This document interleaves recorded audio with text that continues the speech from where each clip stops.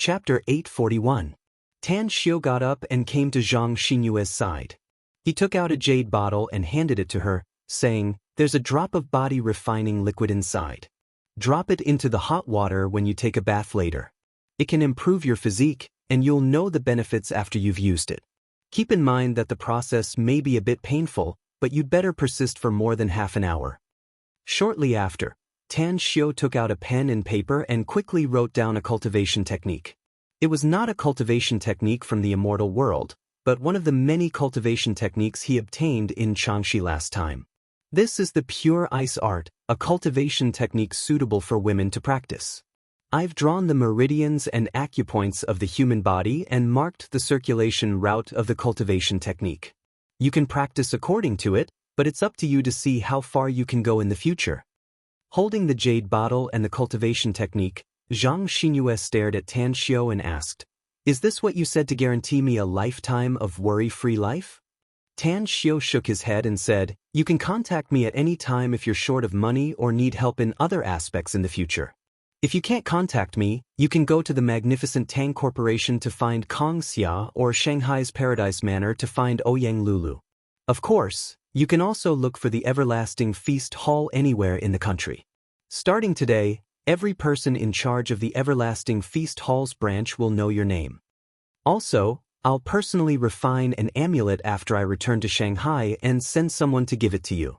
It can protect your safety as long as you carry it with you at all times.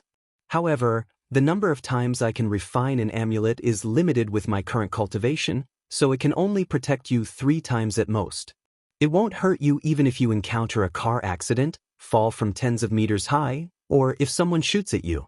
Also, Zhang Xinyue raised her hand to interrupt Tan Xiao and shook her head. "Forget about the rest. It's more than enough. But can you give me 2 amulets?" 2? Tan Xiao stared blankly for a moment. He immediately realized that Zhang Xinyue wanted 2 amulets, and one of them was probably for her older sister, Zhang Xinya. After nodding, he said, "No problem, I'll give you 2. Zhang Xinyue turned around and gently put the cultivation technique and the jade bottle on the tea table. Then she returned to the front of Tan Xiao. With a bit of gentleness in her eyes, she softly said, "Since we're going to part ways after returning to Shanghai and completely forget what happened in Qingqing Mountain, please fulfill my wish." "What wish?" Tan Xiao asked. Zhang Xinyue opened her arms and gently hugged Tan Xiao, saying, "Be my boyfriend for half a day from now until we set off in the morning. To be honest, I've had feelings for a few guys since I was young, but I've never really been in a relationship." Tan Xiao understood what she meant, but his face revealed a bit of awkwardness. Feeling Zhang Xinyue's delicate body in his arms, who was only wearing pajamas, he opened his arms, but he really couldn't hug her anymore. What happened last time was just an accident. Even when he had sex with Zhang Xinyue, he didn't feel anything at all. He simply couldn't remember the situation at that time. "My last wish." Zhang Xinyue could feel Tan Xiao's stiff body. Her forehead was propped on Tan Xiao's chin, and her face was attached to Tan Xiao's neck and chest as she faintly said. Tan Xiao sighed inwardly. As his body relaxed, he gently hugged her and said, "Go back to your room and rest early. We still have to continue our journey tomorrow." That night, Tan Xiao didn't return to his room, but sat on the bed where Zhang Xinyue was resting, watching her fall into a sweet dream until she woke up at 9 in the morning. In the evening, not long after a passenger plane landed at Shanghai Airport, Tan Xiao, Zhang Xinyue, and the rest appeared at the airport's exit. Tan Xiao. After stepping out of the airport, Zhang Xinyue's pace came to a halt. "What's wrong?" asked Tan Xiao. Zhang Xinyue took a deep breath and said with all seriousness, "I hope you can remember our agreement. Let's forget what happened in Qingqing Mountain from now on. If possible, it's best if we don't meet again for the rest of our lives." "All right." Tan Xiao pondered for a moment before he nodded. Zhang Xinyue's mood was very depressed, but she was well aware that her elder sister loved Tan Xiao more. She was doomed to never have any chance to be with Tan Xiao in this life. "Then let's part ways here. I'll send someone to send you back," said Tan Xiao. "No need. I'll take a taxi back." Zhang Xinyue shook her head. Tan Xiao hesitated for a moment before he nodded and said, "All right, then." I'll send someone to send the car and the amulet to you when Jinshi drives your car back from Qinglin County. At the airport's exit, a complicated expression surged in Tan Xiu's eyes as he watched Zhang Xinyue turn around and leave. He didn't see Zhang Xinyue turn around and walk forward. She had only taken a few steps when tears welled up in her beautiful eyes and slid down her delicate cheeks. Let's go. Let's go back. More than an hour later, Tan Xiu returned to Blue Star Villa Complex. The home he had been away from for a long time was no different from before. The two nannies were very conscientious and took good care of the house. He didn't tell anyone in advance about his return this time, so no one disturbed him. Since it was Sunday, he stayed at home for the next 2 days and refined 10 amulets using fine jades. 2 of them were sent to Zhang Xinyue's shop by Jinshi and the car. Monday. The first ray of sunlight rose from the east in the morning. Tan Xiu stepped out of the house and walked to the campus. He found that it was still early, so he bought breakfast in the cafeteria and brought it to the dormitory. Based on his understanding of Yukai's group, they should have just gotten up from the bed at this time.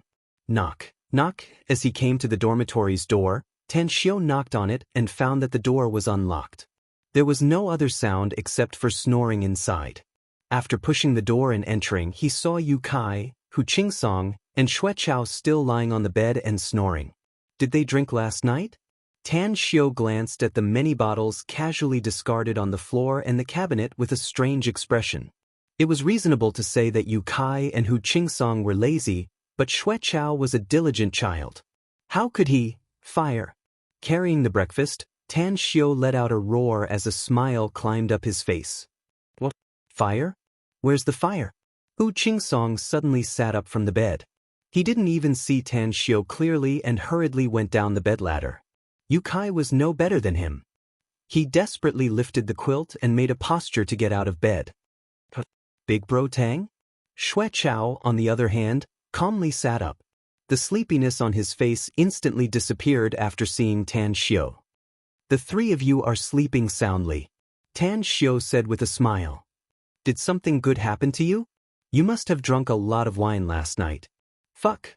Bitch. Hu Qingsong and Yukai realized that they were fooled by Tan Xiu and immediately scolded him with a smile. It had been a long time since they last saw each other.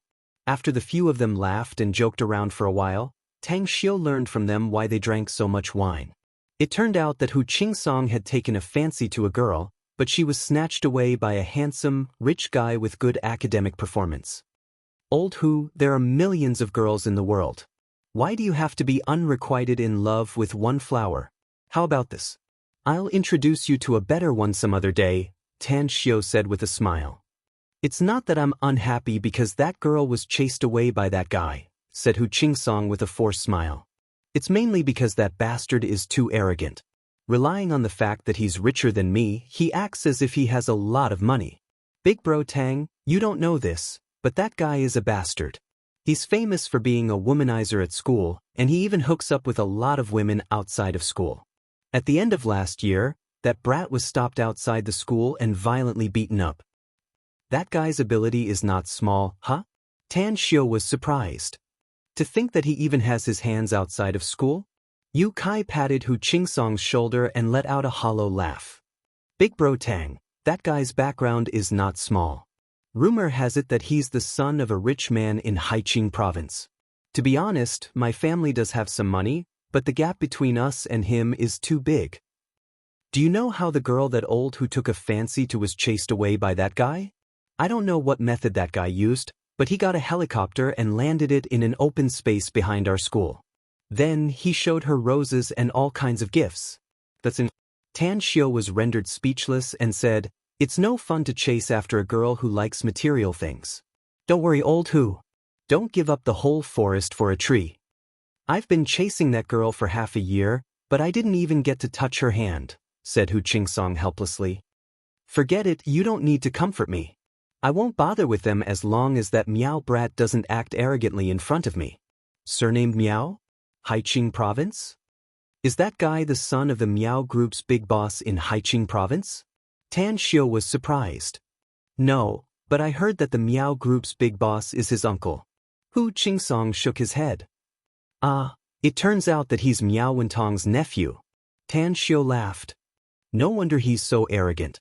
Miao Wentong is indeed rich and powerful. All right, let's not talk about this anymore. Hurry up and wash up. I've brought you breakfast. We'll go to class after you're done eating. Big Bro Tang, there's no class this morning. Yukai's eyes widened. What? Tan Xiu was stunned.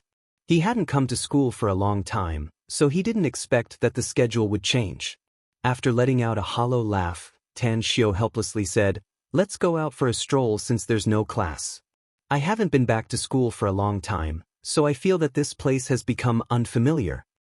We can't sleep anyway, so how about listening to some songs?" Yu Kai suddenly said. "Great idea." Agreed. Hu Qingsong and Xue Chao nodded at the same time. Listening to songs? Tan Xiu was puzzled. Where are we going to listen to them? Yu Kai chuckled and said, Our teacher in charge is amazing now, big bro. Forget it. Words are no proof. You'll know when you come with us." The teacher in charge? Han Qinggu? Full of confusion, Tan Xiu waited until the three of them wolfed down their food and drank to their heart's content before the group of four quickly left the dormitory. Chapter 842. Full of confusion, Tan Xiu followed Yu Kai and the others out of Shanghai University. It didn't take long for them to turn into a small path and wander around for a while before they finally stopped in front of a high-walled courtyard. This is? Tan Xiu looked up at the plaque on the door with a surprised expression on his face. It was the Demonic Sound Workshop. 3 big golden characters were written on the door plaque in bold calligraphy and looked majestic. "It's your first time here, right, Big Bro Tang?" Yu Kai chuckled and said, "This is the place where many of the country's heavyweight musicians have gone to further their studies.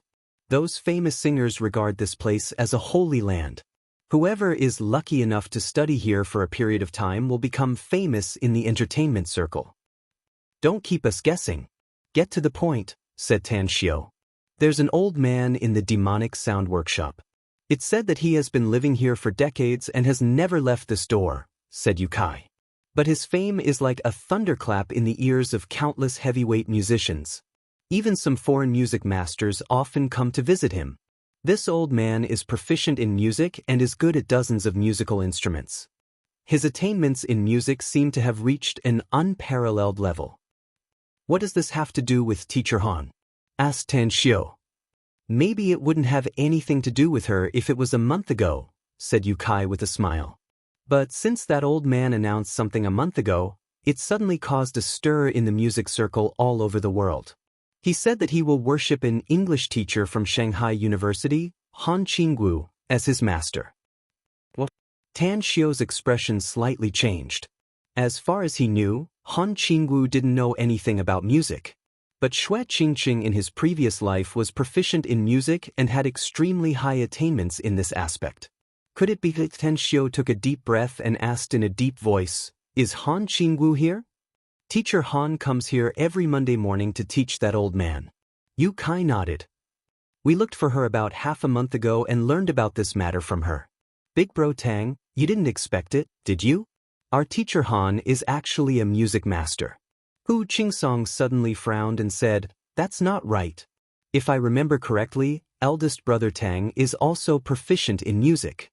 By the way, eldest brother Tang, you were a student of class Han in high school.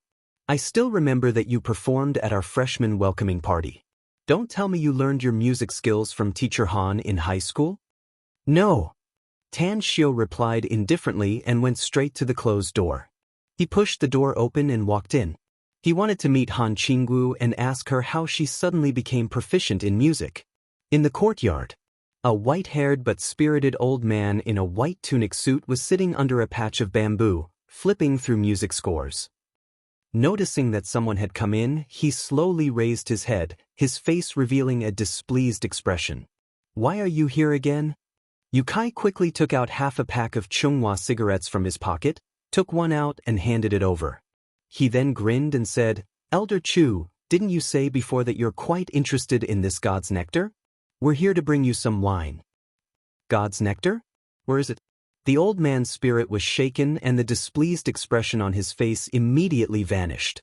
Yu Kai pointed to Tan Xiu and smilingly said, I'll introduce you to a great expert. This brother next to me is Tan Xiu, the magnificent Tang Corporation's big boss. His company produces God's nectar. You can get it from him if you want to drink God's nectar every day. The old man carefully observed Tan Xiu a few times and then slowly got up. Under the gazes of Yu Kai, Hu Qingsong and Xue Chao, he came to Tan Xiu's front. He clasped his hands together and bowed, saying, "This old man, Chu Jie, greets divine Dr. Tang." Elder Chu. Tan Xiu didn't understand why the old man bowed to him, but he still politely returned the greeting. The old man smiled and said, "I've long heard of divine Dr. Tang's great name. But it's a pity that this old man has sworn an oath that I'll never step out of this courtyard for the rest of my life, so I've never had the chance to meet divine Dr. Tang. It's really an honor for my humble abode to have you here today." "Elder Chu, I'm actually looking for Han Qingwu this time," said Tan Xiu. The old man stared blankly for a moment. He looked at Yu Kai and the others and suddenly said, "I just remembered that you're still teacher's student now." At this moment, a beautiful figure appeared at the circular archway inside. It was Han Qingwu, who was wearing a plain dress. Upon seeing Tan Xiu, a happy expression flashed in her eyes. She immediately came over and said, "You're back, Tan Xiu. I thought you didn't even want to participate in the final exam of freshman year. Shall we have a private talk?" asked Tan Xiu. Han Qingwu's heart tightened, but her expression didn't change as she said, "About what?" "Just a private talk," said Tan Xiu. Han Qingwu was silent for a moment before she nodded and said, "Come with me." At the side, Yu Kai, Hu Qingsong, and Xue Chao raised their thumbs up and looked at Tan Xiu with eyes full of admiration. They had long known that Tan Xiu's luck in love affairs was exuberant, but they didn't expect that his methods were so powerful that he even proposed to have a private talk with Teacher Han in front of them. "He's worthy of being our big bro Tang. Even Teacher Han is captivated by his charm. I won't have to drag you to accompany me to drown my sorrows in wine if I can learn even 10% of Big Bro Tang's methods in picking up girls." Chu Jie was a shrewd old man. He was keenly aware that the relationship between Tan Xiu and Han Qingwu was unusual. Upon hearing the exclamations from Yu Kai and the other two, he immediately scolded them with a smile, "You stinking brats, don't talk nonsense. Miss Han is also your teacher, so you must remember to respect her." "We're not talking nonsense, Elder Chu," said Hu Qingsong with a grin. "Our teacher Han really likes Big Bro Tang, a fact that many of us know. Besides, respecting one's teacher is indeed a must, but this is a new era where teachers and students fall in love and even get married. This kind of thing is very normal." Chu Jie shook his head and forced a wry smile. He was not an old-fashioned traditional man, nor was he an old-fashioned feudal man. He naturally knew some things about the trend of the current era. Although he didn't agree with many ideas, there was nothing he could do to change it. Behind the arched door was another courtyard. On the left side of the courtyard was a row of spacious rooms. Han Qingwu opened one of the doors and led Tan Xiu inside. She personally brewed a cup of tea and handed it to him, saying, "What do you want to talk to me about? Don't you want to explain it to me?" Tan Xiu's eyes were like torches. "I don't know what to explain to you." Han Qingwu shook her head. "Should I address you as Miss Han Qingwu now?" Tan Xiu sneered. "Or should I address you as Xue Qingqing?" Han Qingwu's body trembled and her complexion instantly turned a bit pale. Her eyes that originally looked at Tan Xiu also turned a bit evasive. "Judging from your look, you should remember everything, right?" asked Tan Xiu coldly. Han Qingwu nodded, but then shook her head and bitterly said, "I remember a lot of things, but there are still many things that I can't remember. Even now, I still can't associate the Xue Qingqing you mentioned with me." "What did you remember?"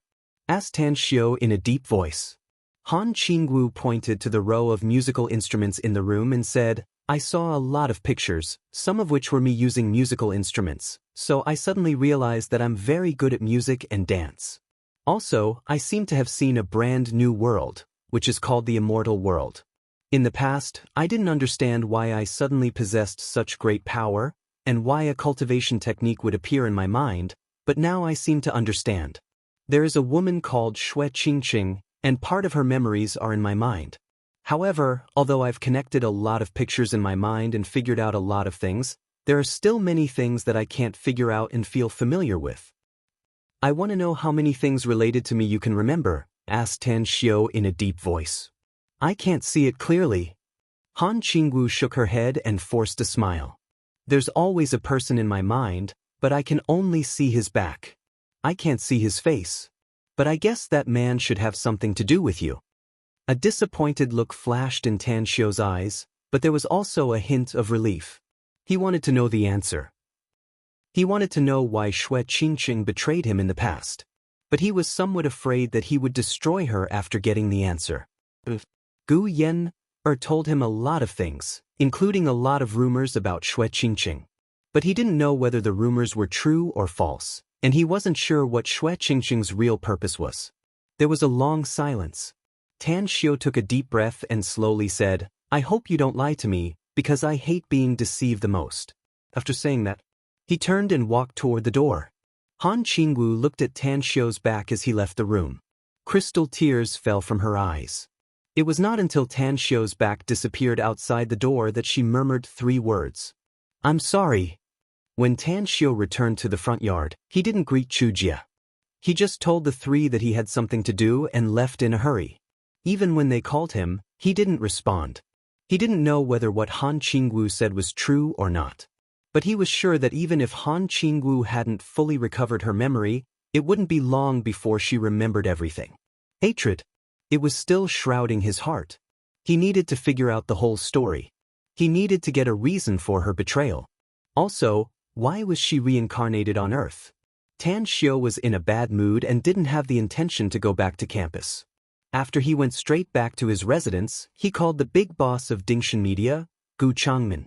Brother Gu, do you have any acquaintances at Shanghai University? I do. Gu Changmin's reply was neat and tidy. You also know that I'm a freshman at Shanghai University, said Tan Xiao. But I have too many things to do this year, so I've been skipping classes. Therefore, I need your help with 2 things. Do you think it's convenient for you? Brother Tang, let's not be polite with each other. Just tell me what you need. I have a very deep relationship with Vice President Li of Shanghai University, said Gu Changmin with a smile. Chapter 843. As the saying went, having connections in the court made things easier. Gu Changmin was a well-known rich man in Shanghai, and his network was naturally very strong. With just a short phone call, he had solved the matter that Tan Xiao had requested. In fact, Tan Xiao's request was very simple. He hoped that the university would give him the green light to smoothly graduate from the university and get a diploma from Shanghai University. As for the issue of attending classes, he would attend classes if he had time. Brother Tang, I don't quite understand. Just as Tan Xiao was about to hang up the phone, Gu Changmin's voice came out of the phone again. What don't you understand? Asked Tan Xiao. Brother Tang, given your status and fame, Shanghai University won't make things difficult for you. Even if you put forward some special requests, I'm afraid they'll agree to it, said Gu Changmin. You've affected the reputation of Shanghai University, and your existence has even made Shanghai University shine in the education world. Is that so? Tan Xiao thought about it and suddenly understood. As the saying went, the onlookers see the game more clearly than the players. He had actually ignored his own identity and simply regarded himself as an ordinary university student at Shanghai University. But after thinking about it, he realized the root of the problem. It was Han Qingwu. He had been attending classes for a year. The number of times he attended classes was very few. Whether it was the professional or elective courses, the teachers had never troubled him. Even the university leaders turned a blind eye to it. But every time, it was Han Qingwu who made a fuss and scared him. This woman, Tan Xiao, was amused and annoyed at the same time. After hanging up the phone, his depressed mood eased a lot. He recalled that he hadn't attended classes for a long time, so it was meaningless to go to class again. Thus, he decided not to go to class before the final exam. If he had the time to go to class, he might as well review by himself. The efficiency was definitely not lower than going to class. In the evening, Tan Xiu reviewed the entire professional course content and was about to go downstairs to the dining room for dinner when a beautiful figure appeared outside the study room. "You're back." Mu Weining stopped outside the study room and said with a smile. She wore a business suit, but it outlined her perfect figure. Her long, flowing hair fluttered in the breeze. Tan Xiu smiled and got up. He came to Mu Weining and said, "I just came back for 2 days. I'm very tired after going out this time, so I stayed at home and took a good rest. But how did you know I was back?" Mu Weining smiled and said, "Jiang Fian told me. She seems to have heard it from your roommate." Tan Xiu suddenly understood. As he led Mu Weining downstairs, he asked with a smile, "I did go to school today. Apart from Yu Kai and the others, there seems to be no one else who knows that I'm back. By the way, how's your company doing?" "It's very good," said Mu Weining softly. "The company's scale has expanded several times, but it's still too busy. By the way, Lulu helped me poach a few top advertising designers in the country. She's really capable." "How did she get involved with you?" asked Tang Xiu, puzzled. "We met at a business gathering and had a good chat," said Mu Weining. "Now, Lulu and I are business partners. I helped her promote the Paradise Club, and she helped me poach a group of business designers." Tan Xiu secretly shook his head. He couldn't figure out what women were thinking. It was like this in the immortal world, and it was still the same now. Whether it was Mu Weining or Ouyang Lulu, they both knew each other's existence and their relationship with him. Yet, they had established a friendship and contact in private. After stepping into the dining room, Mu Weining suddenly stopped. She hesitated and said, "Do you have anything to do tonight, Tan Xiu?" "I'm fine." Tan Xiu shook his head. "Do you have something to do?" "There's an important charity party tonight, and I'm lacking a male companion," said Mu Weining. "How about you go with me?" "Charity party?" Tan Xiu stared blankly for a moment before he couldn't help laughing and said, "Ah, so you came here because you want me to go with you to the charity party. I say, you really know how to do hard labor." A trace of shyness appeared on Mu Weining's face as she said, "I came here because I missed you too much. I didn't plan to attend the charity party tonight, but seeing that you have nothing to do, No need to explain." Tan Xiu said with a smile, "Shall we eat something before we go? Or do we go now?" Mu Weining thought for a moment and said, "Let's eat something first." At the Century Hotel in Shanghai. Luxury cars constantly stopped at the hotel's entrance as well-dressed men and women got off and entered the hotel, heading straight to the 18th floor where the charity party was held. It was nearly 7 o'clock when Tan Xiu and Mu Weining arrived. On the way, Tan Xiu learned that tonight's charity party was hosted by a famous businessman in Shanghai, Zhang Qingfeng. He was the chairman of the Zhang Group and was also a well-known philanthropist in the country. It was rumored. Every year, Zhang Qingfeng donated more than 9 figures to charity. At the entrance of the banquet hall on the 18th floor, several security guards in black suits were quietly checking the authenticity of the invitations, while a young and beautiful woman was greeting the guests to sign their names on the sign-in book. Then, she said to the guests with extraordinary bearings, "I'm sorry, but you don't have an invitation. We can't let you in. Young lady, please make an exception." The old man in the lead wore a smile on his face as his sharp eyes swept around. The woman shook her head and said, "I'm very sorry. I'm just following the rules. If you don't have an invitation, you really can't go in. Else, I'm afraid I'll lose my job if our leader blames me. You're making things difficult for me." As soon as Tan Xiu came to the entrance, he saw a familiar figure. His brows unconsciously furrowed, but then immediately relaxed.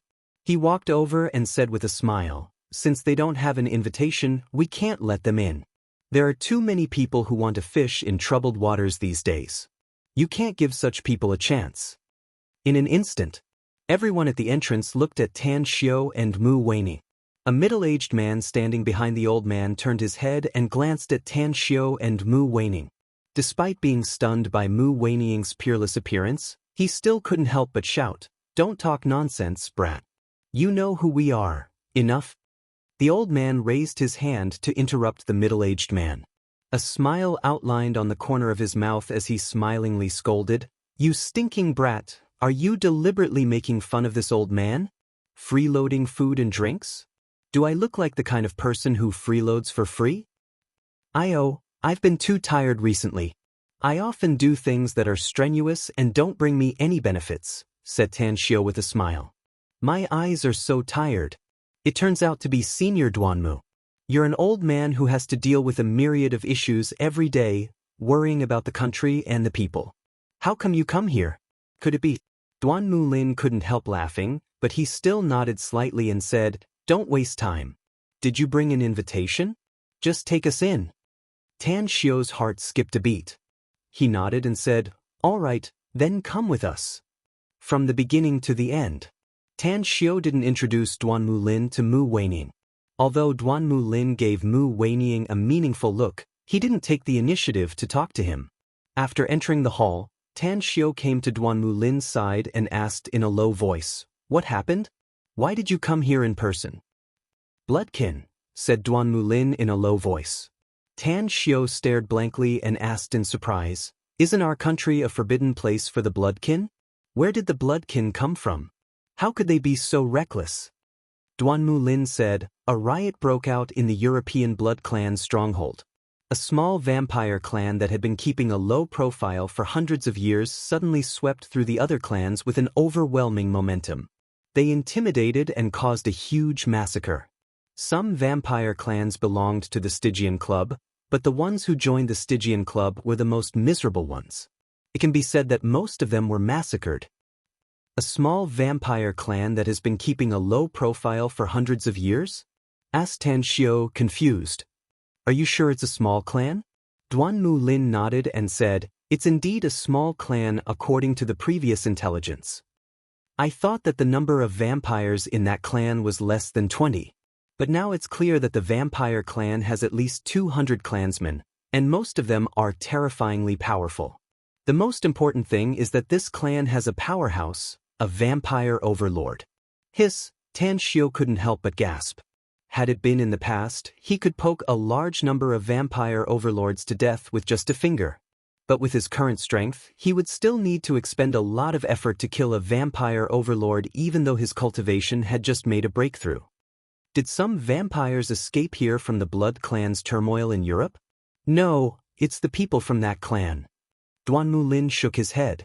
Tan Xiu stared blankly and asked with a puzzled expression, The vampires from that clan? What are they doing in our country? Could it be that they want to stir up trouble in our country? How would I know? Duanmu Lin shook his head and forced a smile. We just received the news and rushed over here. If we can't drive them away, I'm afraid we can only kill them. Tan Xiu nodded. He wouldn't have poked his nose into other people's business if he hadn't encountered them. In any case, Duanmu Lin and the other ability users were here. But since he had encountered them, he wouldn't stand idly by if those vampires dared to disturb the order and harm ordinary people. Do as you wish. You can contact me at any time if you need my help. Duanmu Lin nodded with satisfaction and said, Go to the imperial capital if you have time later. Our department has a reward system. We already know what you've done in Qingqing Mountain, so you need to collect your reward in person. What kind of reward? Tan Xiu, who was about to leave with Mu Weining, suddenly stopped and asked. Allow me to keep it a secret for now, said Duanmu Lin with a smile. In short, it's definitely a pleasant surprise for you. Tan Xiu pursed his lips and snorted inwardly, It's fine as long as it's not a shock. Chapter 844. As Duanmu Lin and the others left, Tan Xiu took Mu Weining to the leisure area in the corner of the banquet hall. He casually found a sofa and sat down. His eyes swept over the well-dressed men and women in groups of 3s and 5s. He shook his head and sighed. To be honest, I really don't like this kind of occasion. A bunch of people wearing masks and hypocritically talking about some meaningless things is simply a waste of time. People living in the secular world must do as the Romans do. Mu Weining chuckled. Although this charity party is very cliché and everyone is wearing a hypocritical mask, it's not like there's nothing to recommend it. China attaches great importance to networking, and this is a good place to network. Do you see those men and women who are about the same age as us, chatting and laughing together? They are the typical second-generation or third-generation nouveau riche. This time, their elders brought them here to let the young people get to know each other. In the future, they will form their social circle. It can also be considered as another way to cultivate their children. What you said makes sense. Tan Xiu nodded. Actually, I don't like this kind of occasion either. Mu Weining chuckled. It's just that the Zhang Group is my client, and Zhang Qingfeng sent me an invitation, so I came to support. Your advertising company has business dealings with the Zhang Group. Tan Xiu was surprised. Mu Weining shot a deep look at Tan Xiu and said, "You introduced so many businesses to me back then, causing my advertising company to become famous in Shanghai. Most of the businesses were introduced to me by those people you introduced at the beginning. Zhang Qingfeng came to me personally, and I learned that it was Zhang Yueming, the boss of the Xinyang Group. Now, the Zhang Group is also a big client of my company." Tan Xiu suddenly understood and said with a smile, "It seems that I have to show off my skills tonight." "You're going to do a charity auction?" Mu Weining was surprised. "You're my girlfriend, so I naturally have to give Zhang Qingfeng some face." Tan Xiu slightly smiled. "Let's not talk about this. I seem to see some big stars on TV." Mu Weining turned her head and immediately saw several famous A-list and B-list stars in the entertainment circle. They wore evening dresses and were accompanied by male or female companions, smiling and chatting with those who were not easy to greet. Time flew by. At 8 o'clock in the evening, the charity auction began. Everyone went to the round table in the hall and took their seats. Tan Xiu and Mu Weining also found an empty table and sat down. The men and women at the same table didn't know who Tan Xiu and Mu Weining were, but the two of them were handsome and the woman was beautiful, so the middle-aged men and women at the same table immediately cast curious glances at them. You're Tan Xiu, Boss Tang?" Suddenly, the middle-aged man sitting opposite Tan Xiu said. Tan Xiu smiled and said, "I am Tan Xiu." The middle-aged man immediately looked pleasantly surprised. He hurriedly got up and took out a business card. He bowed and handed it to Tan Xiu, saying, "Hello, Boss Tang. It's an honor to meet you. I'm Wang Mingwei, the owner of Ziyang Home Appliances. Please take care of me in the future." Tan Xiu smiled and said, "I didn't bring my name card. I'm really sorry." The smile on Wang Mingwei's face froze for a moment before returning to normal. Although he was a bit unhappy inside, he still said, "It's all right. It's all right." Tan Xiu took out his mobile and dialed the number on Wang Mingwei's name card. Wang Mingwei stared blankly and looked at Tan Xiu with a puzzled expression. "I don't have the habit of carrying a business card with me," said Tan Xiu with a smile. "But this is my mobile number. If Boss Wang doesn't mind, let's keep in touch in the future." Wang Mingwei immediately realized that he had misunderstood Tan Xiu. A bit of sincerity was revealed in his smile as he nodded and said, Sure. Please don't mind me if I disturb you in the future, Boss Tang." "I won't." Tan Xiu nodded with a smile. He then looked at Mu Weining next to him and said with a smile, "Weining, as my girlfriend, why haven't you greeted Boss Wang?" Mu Weining stared blankly for a moment before she immediately understood Tan Xiu's meaning. She took out her business card and handed it to Wang Mingwei, saying with a smile, "Hello, Boss Wang. I'm Mu Weining." Wang Mingwei glanced at the business card with a slightly surprised expression. He immediately put it away and said with a smile, "Miss Mu is really a proud daughter of heaven. You've established such a big advertising company at such a young age. I'll look for the person in charge of the company's publicity department later and tell him to contact your company more. I hope you'll take care of me in the future." "Certainly," said Mu Weining with a smile. At this moment, several middle-aged men and women sitting at the same table were shocked by Wang Mingwei's words. They were familiar with Wang Mingwei, so they naturally understood his character. However, the meaning behind Wang Mingwei's words was very obvious. Did he want to give his company's advertisement to this outrageously beautiful woman? "Brother Wang, who is this Boss Tang?" The middle-aged man sitting next to Wang Mingwei couldn't help but ask curiously. "Brother Zhu, this is the famous magnificent Tang Corporation's big boss, Tan Xiu. How come you don't know him?" Wang Mingwei said with a smile. He's the most legendary and favored son of heaven in our business world. The magnificent Tang Corporation? Tan Xiu? In an instant, the faces of the men and women sitting at the same table changed and shock could be seen in their eyes. Their businesses were not very big. The most powerful among them, Wang Mingwei, only had a net worth of a few billion yuan, whereas the rest only had assets of several hundred million yuan. It was already very rare for them to be invited here today.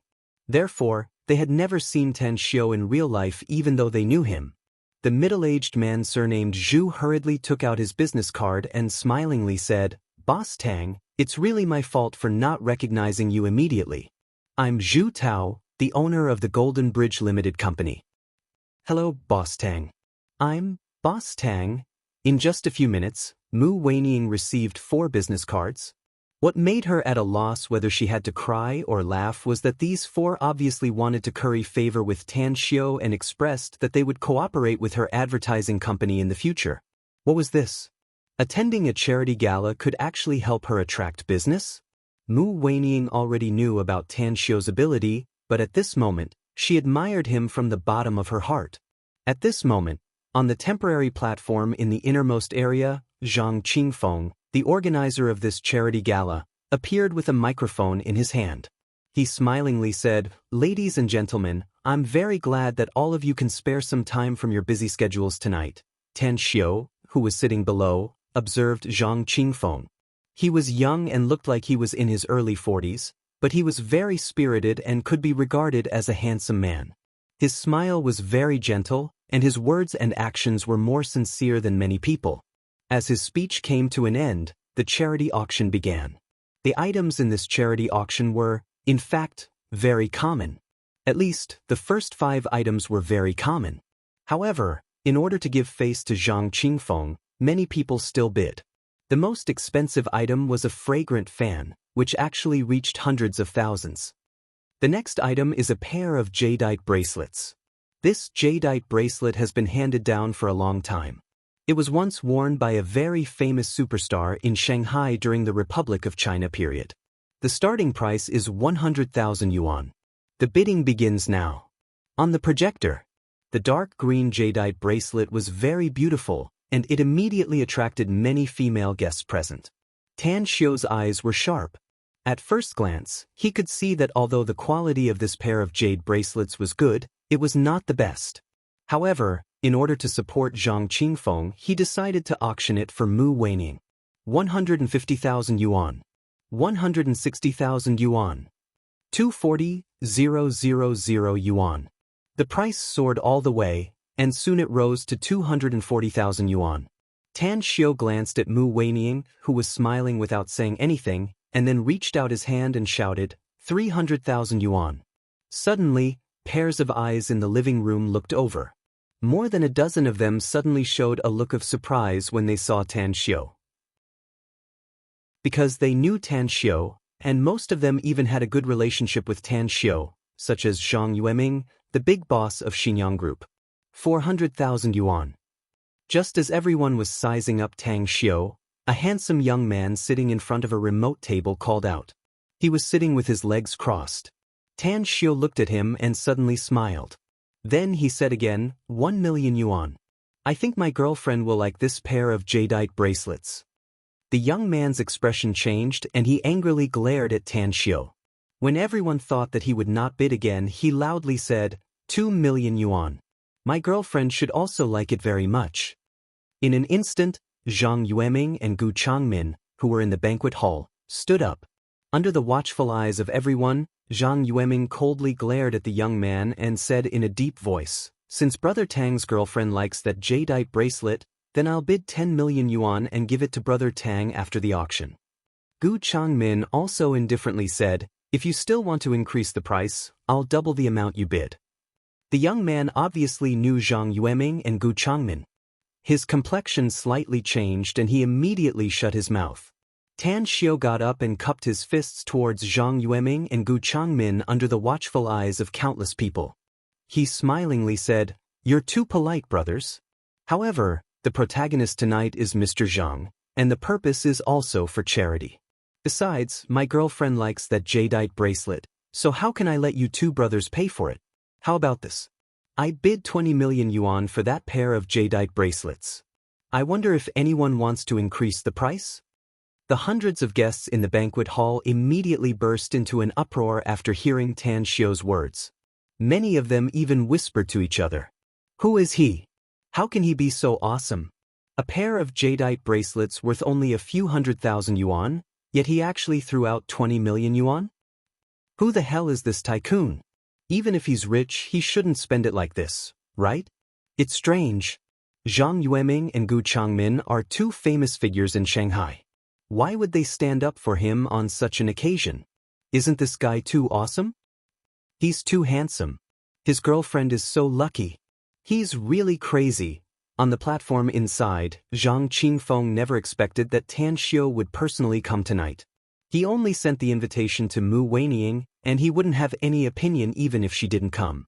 However, not only did she come, but she also brought Tan Xiu with her. Furthermore, Tan Xiu also gave him such a big face. Chapter 845. Under the watchful eyes of the audience, Zhang Qingfeng personally left the stage and came before Tan Xiu.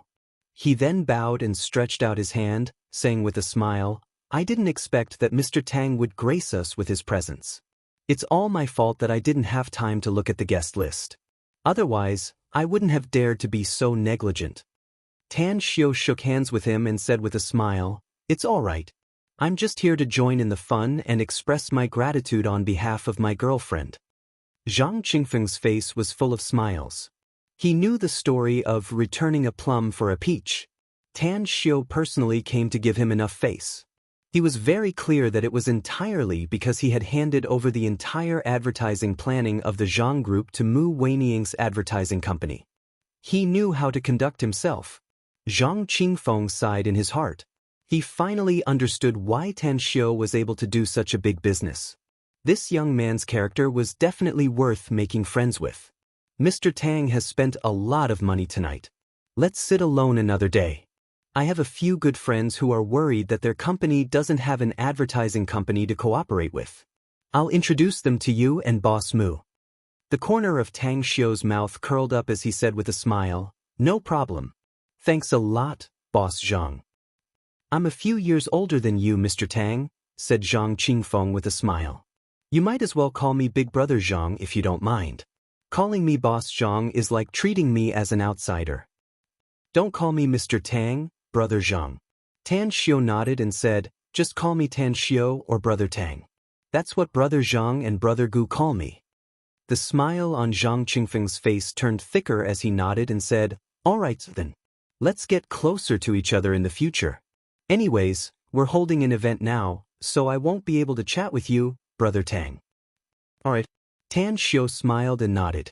As Zhang Qingfeng walked toward the front desk, all the guests in the hall of the charity party who didn't know Tang Xiu were even more shocked. Who is this young man with the surname Tang? How could Zhang Qingfeng interrupt the auction and come down personally to get close to him? From their conversation, it seemed that Zhang Qingfeng wanted to advertise for the young man's girlfriend's company. This is currying favor with the other party? Zhang Qingfeng's net worth is no less than 10 billion, yet he actually lowered himself so obviously to befriend the other party? Just who was that young man surnamed Tang? Who's supporting him from behind? Amazing! In just one auction, Zhang Yueming and Gu Changmin stood up for him.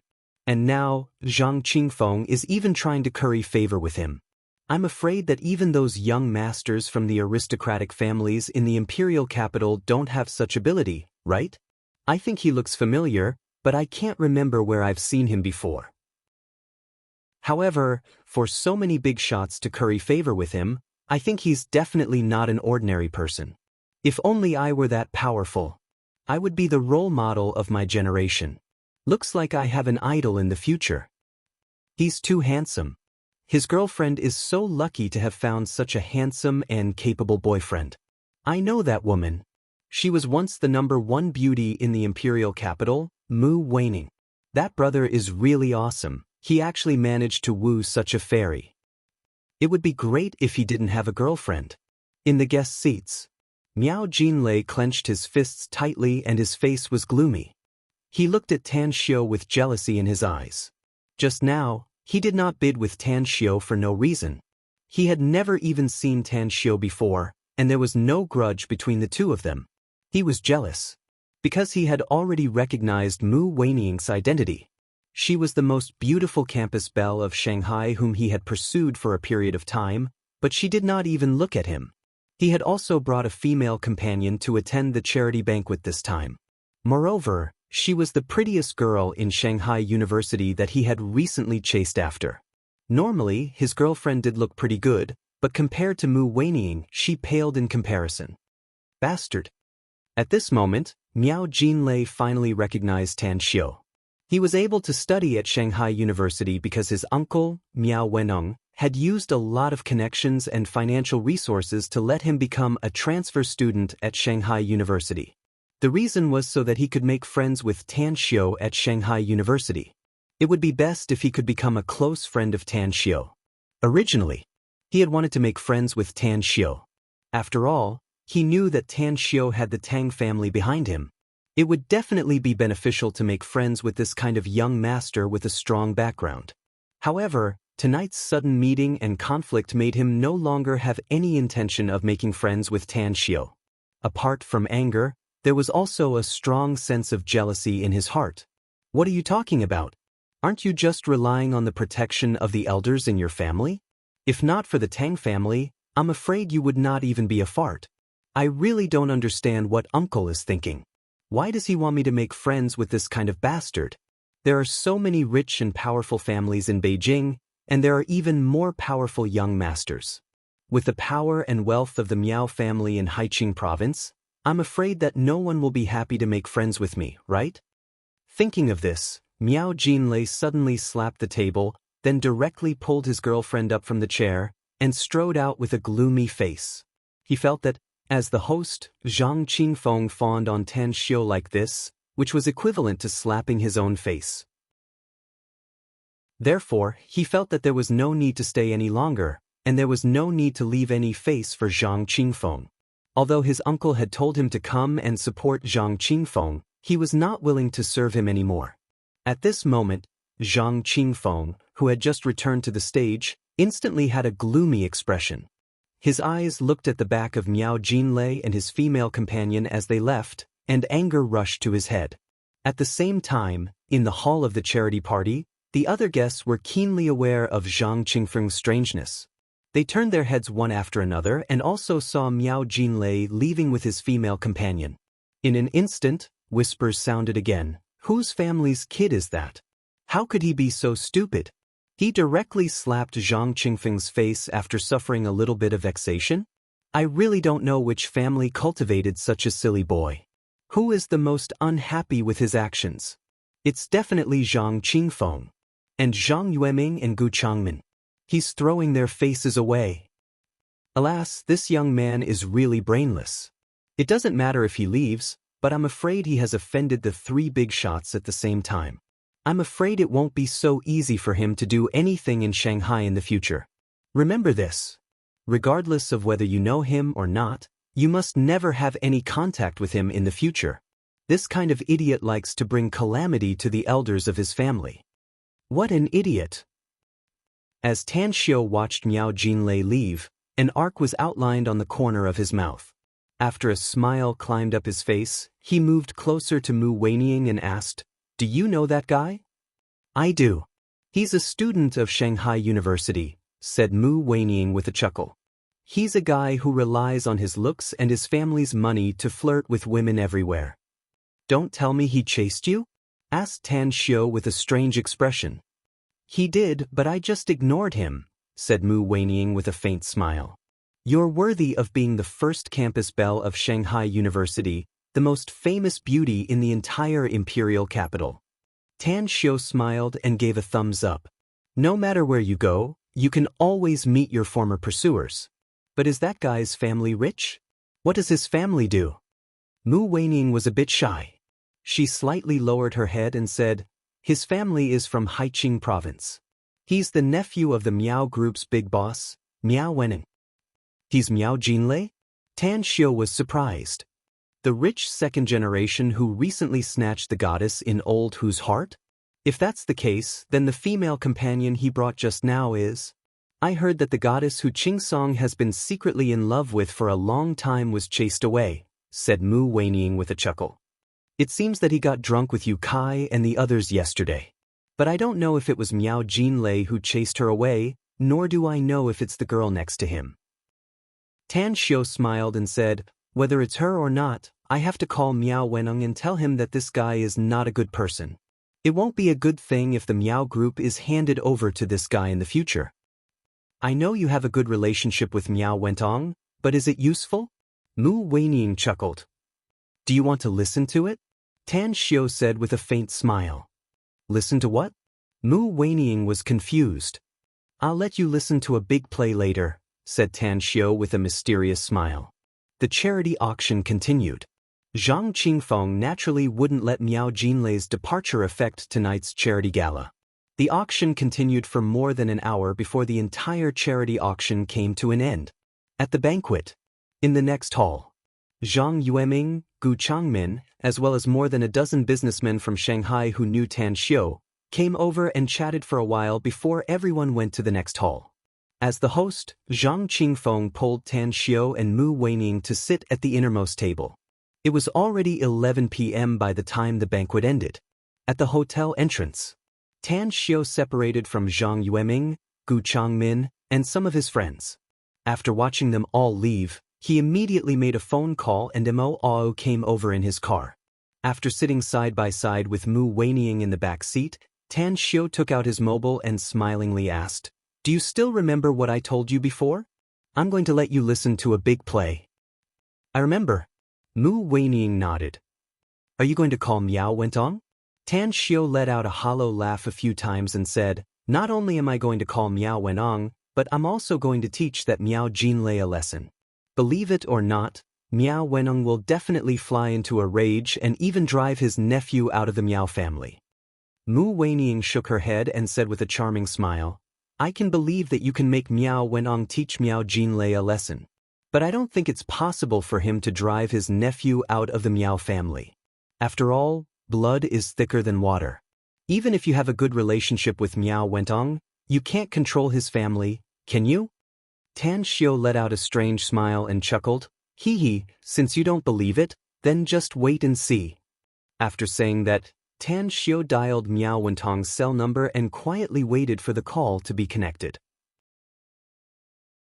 Chapter 846. Tan Xiu wasn't someone who would seek revenge for the smallest grievance, so he didn't care about trivial matters. He wouldn't have called Miao Wenong if it was just a trivial matter that happened at the charity party tonight. But Miao Jinlei made his classmate, Hu Qingsong, suffer, so he didn't want to let Miao Jinlei off. He turned on the speakerphone. As the call was connected, Miao Wentong's voice came out of the phone. Long time no see, brother Miao, said Tan Xiu with a smile. Where are you making your fortune? Miao Wentong said with a smile, Brother Tang, today is really a rare day. Miao Wentong smiled and said, I can't believe I received your call. I'm in Blue City. I'm about to finish my work here and prepare to go to Shanghai in a few days. There's something important I wanted to tell you, said Tan Xiu with a smile. But since you're coming to Shanghai in a few days, then forget it. I'll tell you when you come. Please don't, said Miao Wentong hurriedly. Brother Tang, please tell me in advance since it's something important. Tan Xiu deliberately hesitated for a moment before he pretended to sigh and said, Forget it. I'll tell you now since you want to know, brother Miao. Miao Jinlei is your nephew, isn't he? I saw him today. Brother Tang, my nephew is good, isn't he? Miao Wentong laughed aloud. He's good. He's really good. Tan Xiu forced a smile and said, He's definitely someone who can bring disaster to his family. Today, I've finally experienced it. That's my nephew. Oh wait, what did you say? He's someone who can bring disaster to his family? What do you mean, brother Tang? Miao Wentong's tone suddenly changed from the phone. I didn't want to call you at first, sighed Tan Xiu. But we're good friends and can even be considered as brothers who have gone through life and death together. So I hesitated for a long time before I decided to call you. But alas, Speaking of which, I'm still under the suspicion of tattling. Miao Wentong's tone turned solemn as he said with all seriousness, "You're right, Brother Tang. We've gone through dangers together and are brothers who have gone through fire and water. You can say whatever you want to say." Tang Xiu winked at Mu Weining at the side and then said, "Brother Miao, something happened tonight? Anyhow, that's what happened. Speaking of which, it was just a small matter at the charity auction. I know he's your nephew, so naturally, I won't hold it against him. However, apart from me, he has offended Zhang Yueming, Gu Changmin, and Zhang Qingfeng at the same time." "That bastard!" Miao Wentong was so angry that he almost fainted and cursed. Tan Xiu sighed. "Brother Miao, don't be angry. Let me ask you something. Do you know the blind old lady from Yaojiang? Tianji lineage? Old blind man?" Miao Wentong suddenly exclaimed. "That's right. I have a very close relationship with that old blind man." Tan Xiu nodded and said, "It can be said that I'll take care of her when she dies in the future, so I'm a very close elder. That's why I've learned some divination and calculation skills from her. Although I haven't reached the great accomplishment realm, I can still pry into some heavenly secrets from the heavenly Tao according to the inheritance I got." Miao Wenong was aware of Tan Xiu's abilities and had long guessed that Tan Xiu had a terrifying inheritance. If he were to add the skills taught by that mysterious old blind man, then he would definitely surpass his master and reach a terrifying realm in divination and calculation. Miao Wentong suppressed the trembling inwardly and hurriedly asked, "Brother Tang, please continue. I've just told you about what happened today." Tan Xiu sighed. "Since this charity party is too boring and your nephew is too outstanding, I had a sudden impulse to pry into his fate, but the result, alas." "What was the result, Brother Tang?" Miao Wentong hurriedly asked. "Don't keep me guessing. Tell me quickly, what's my nephew's fate?" "He's a heavenly cursed lone star with blood in his fate," said Tan Xiu. "What? In Blue City?" Miao Wentong's complexion instantly turned ghastly pale and disbelief filled his eyes. Even his heart couldn't help but tremble a few times. "He should have a magic tool on him that can protect him until now," said Tan Xiu seriously. "He'll be safe and sound for the next few years. But starting from his 27th birthday, all the accumulated sins will suddenly erupt. At that time, your Miao family will experience a sudden upheaval. I can already see the scene of the Miao family's blood flowing like a river and corpses strewn everywhere. The final outcome is that he's the only one in the entire Miao family who can survive. He's destined to grow old alone and live the rest of his life in pain and torment." "How could this be?" Miao Wentong's complexion instantly turned devoid of blood. He didn't doubt Tan Xiu because he knew that Tan Xiu had too many miraculous abilities. But how could this be? He was a cultivator, and the Miao clan was one of the most powerful clans in Haiqing province. They had power and influence, and their wealth was enormous. How could such a colossus suddenly collapse? Inside the car, Mu Weining looked at Tan Xiu, dumbfounded and tongue-tied. The expression in her eyes turned particularly strange. She never dreamed that Tan Xiu's nonsense would actually scare Miao Wenong. After a long time, Miao Wenong asked with a somewhat trembling voice, "Brother Tang, what should I do? How can I resolve this calamity for my Miao family?" "I already have to pay a price for revealing the heavenly secret to you," said Tan Xiu with a forced smile. "I'll definitely suffer a stronger punishment from the heavenly Tao if I tell you the way to resolve it. So, I'm sorry."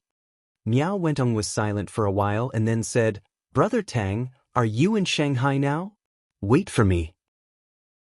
We'll talk about it when we meet." The call ended. Tan Xiu smiled and put away the mobile phone. He glanced at Mu Weining, who was hesitant to speak, and then said, "Do you think I'm a bad person?" "Miao Jinlei's dandy aura is too strong." Mu Weining shook her head and said, "As you said, he'll definitely bring disaster to our family in the future if he continues like this. It's just that I don't understand why you have to be so serious." The smile on Tan Xiu's face faded away. He turned to look at the street scene outside the window and said with a much colder tone, "I naturally won't bicker with a young brat if it's only about tonight's matter. It's just 20 million yuan.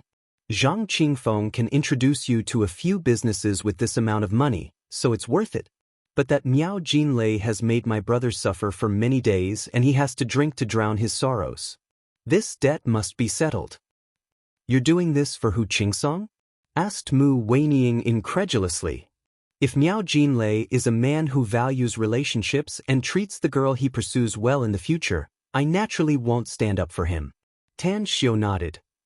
But I'm sure you know his character better than me. How can such a dandy young master be devoted to a girl?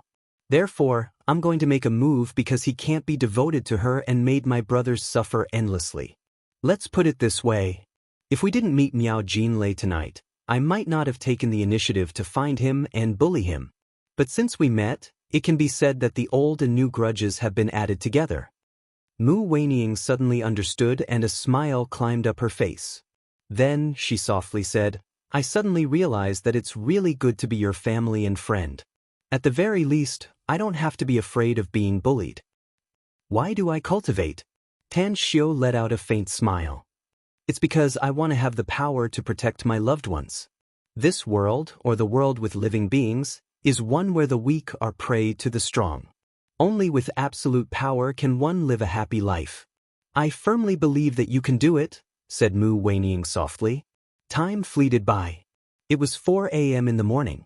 The door of the deluxe private room of the Century Hotel in Shanghai Hong District was kicked open. 4 burly men rushed into the room like wolves and tigers.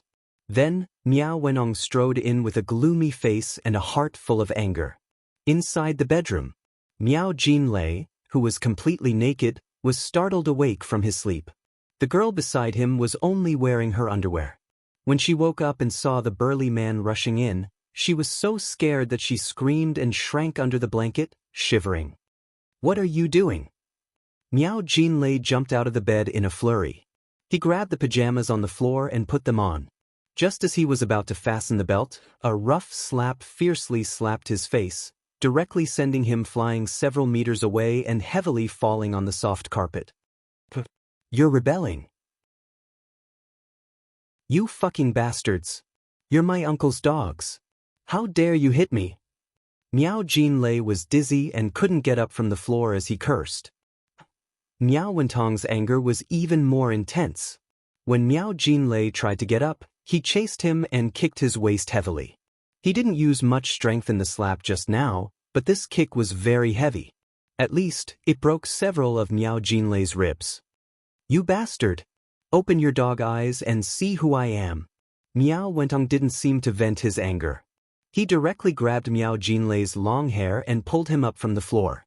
After slapping him more than a dozen times in a row, he angrily cursed. Miao Jinlei was beaten until he saw stars and blood spilled from the corner of his mouth. When he was thrown back to the floor, he tried to open his eyes wide and looked at the familiar source of the voice. His body suddenly trembled and he exclaimed, Uncle, why did you hit me? It hurts so much. Miao Wentong pointed at his nose and angrily cursed, Hit you? I can't wait to kill you. You bastard. You've made our Miao family offend 4 families in a day. If your dad knew about this, he would have broken your legs and sewed up your dog mouth. For families? Miao Jinlei was dumbfounded. When did he offend 4 families at the same time? Did you make a mistake, uncle? I didn't. Miao Wentong angrily shouted, You still dare to be stubborn? Why would Tan Xiu call me to defame you for no reason? Miao Jinlei instantly understood the cause of the matter. Thinking of Tan Xiu and Mu Weining, hatred and resentment appeared in his eyes as he angrily shouted, Uncle, why did you listen to that bastard's side of the story? That's right. I did offend that surnamed Tang, but it was just a bidding war in the charity auction. It's not a deep hatred. Also, you said that I offended 4 families at the same time. That's just a fabrication. Pa. Chapter 847. Miao Wentong was exasperated. He really couldn't believe that his beloved nephew could be so stupid. He had obviously offended them, yet he didn't know it until now. Slap, deep in his anger, he slapped Miao Jinlei's face again and angrily shouted, Tan Xiu's Tang family, Zhang Yueming's Zhang family, Gu Chengmin's Gu family, and Zhang Qingfeng's Zhang family. I don't need to tell you about the Tang family. They're the real rich and powerful families in the imperial capital. The Zhang family, the Gu family, and the Zhang family are all rich and powerful families in Shanghai. Which family doesn't have at least 10 billion yuan in assets? Which one of them doesn't have a strong network? You provoked these 4 families at once. Do you want them to join forces to destroy our Miao family? Miao Jinlei covered his cheek, his body trembling in pain. He was about to go crazy. He felt that he had offended Tan Xiu, but Zhang Yueming and Gu Changmin were clearly bullying him. There was also Zhang Qingfeng. How did he offend him? Miao Wenong looked at his nephew's angry and confused expression and was immediately disappointed. His hands trembled as he took out a cigarette, lit it, and took a few puffs. Then, he sat on the edge of the bed and indifferently said, "You still don't understand?" "I just don't understand," yelled Miao Jinlei angrily. "I did offend Tan Xiu, but when did I offend those 3 guys?" Miao Wenong wanted to kick him again, but he eventually held back and angrily said, "Zhang Yueming and Gu Changmin stood up for Tan Xiu during the charity auction. What does this mean? Would they stand up and be hostile to you if they didn't have a good relationship with you? Also, the charity party last night was hosted by Zhang Qingfeng. You directly left just because you were angry and made Zhang Qingfeng look bad under the watchful eyes of the public. Don't tell me you've offended him? Whether it's Zhang Yueming, Gu Changmin, or Zhang Qingfeng, all of them will think that you hate them out of jealousy. Don't tell me you've offended them?" Miao Jinlei didn't realize this problem because he was angry before. But now, he suddenly woke up after hearing his uncle's reprimand. In the blink of an eye, his anger had completely vanished, and his entire being was filled with terror. Miao Wentong snorted coldly. He turned to look at the shivering girl in the quilt and shouted in a deep voice, "Put on your clothes and get the hell out of here. If you dare to contact this kid again, I'll send someone to throw you into the Huangpu River to feed the fishes." The girl glanced at Miao Jinlei in panic, only to find that he didn't even look at her. Like a bird startled by the mere twang of a bough, she wrapped herself in the quilt and got off the bed. She picked up the clothes scattered on the floor and hurried out of the bedroom barefoot. After quickly putting on her clothes, she did not dare to stay any longer and quickly left the room. Miao Wenong finished the whole cigarette and accurately flicked the butt into the ashtray. He kicked Miao Jinlei to the ground, then got up and walked out the door. "You guys take him to the hospital and keep an eye on him for me. If he goes out and causes trouble again, I'll skin him alive." The 2 middle-aged men looked at Miao Jinlei with an unfriendly expression and roughly lifted him up from the ground. They clearly remembered that Miao Jinlei had just called them Miao Wentong's dogs. "Be gentle," Miao Jinlei screamed. Miao Wentong indifferently looked at Miao Jinlei being carried out. He had an impulse to immediately go to Blue Star Villa Complex to find Tan Xiu. But looking at the time, he knew that even if he went to see Tan Xiu at this time, he wouldn't be able to see him. Because if he rashly woke up Tan Xiu from his sleep, it might make Tan Xiu very angry. Alas, it doesn't matter if I offend those 3 families. Even if they are rich and powerful in Shanghai, they can't affect my Haiqing province's Miao family. But offending Tan Xiu is really troublesome. Especially what Tan Xiu said on the phone. If he really doesn't want to help resolve it, then... Miao Wenong took out a cigarette again, and the words Tan Xiu said on the phone kept echoing in his mind. After a long time, he took out his mobile phone from his pocket, dialed a number, and then said in a deep voice, "Take out the yellow brocade box from the safe at home and give it to Eru. Tell him to send it to Shanghai as fast as possible. I need it urgently." After saying that, after he hung up the phone, he dialed another number. "Second brother, calling me so early in the morning? Did something happen?" The voice of Miao Wentong's eldest brother, Miao Wenye, came out of the phone. "Something did happen, big brother?" Miao Wentong forced a smile.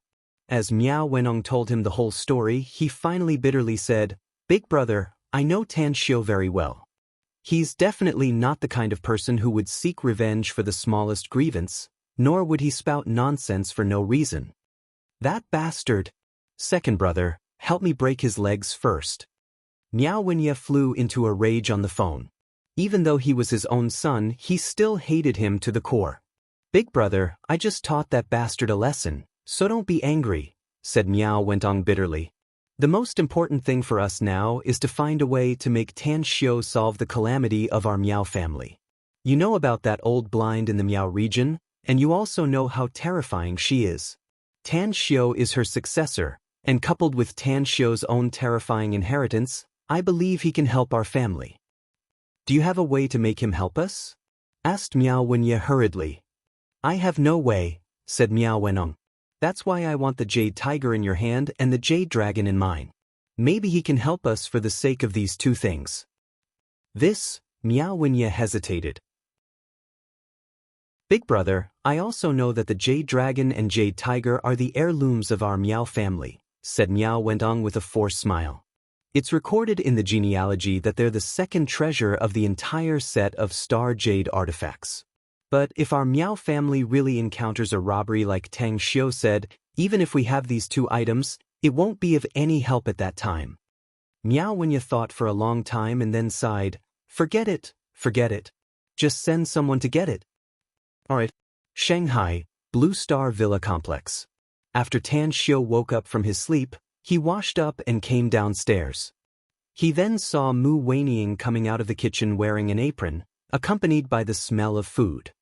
I was just thinking about when to wake you up, said Mu Weining with a sweet smile upon seeing Tan Xiu.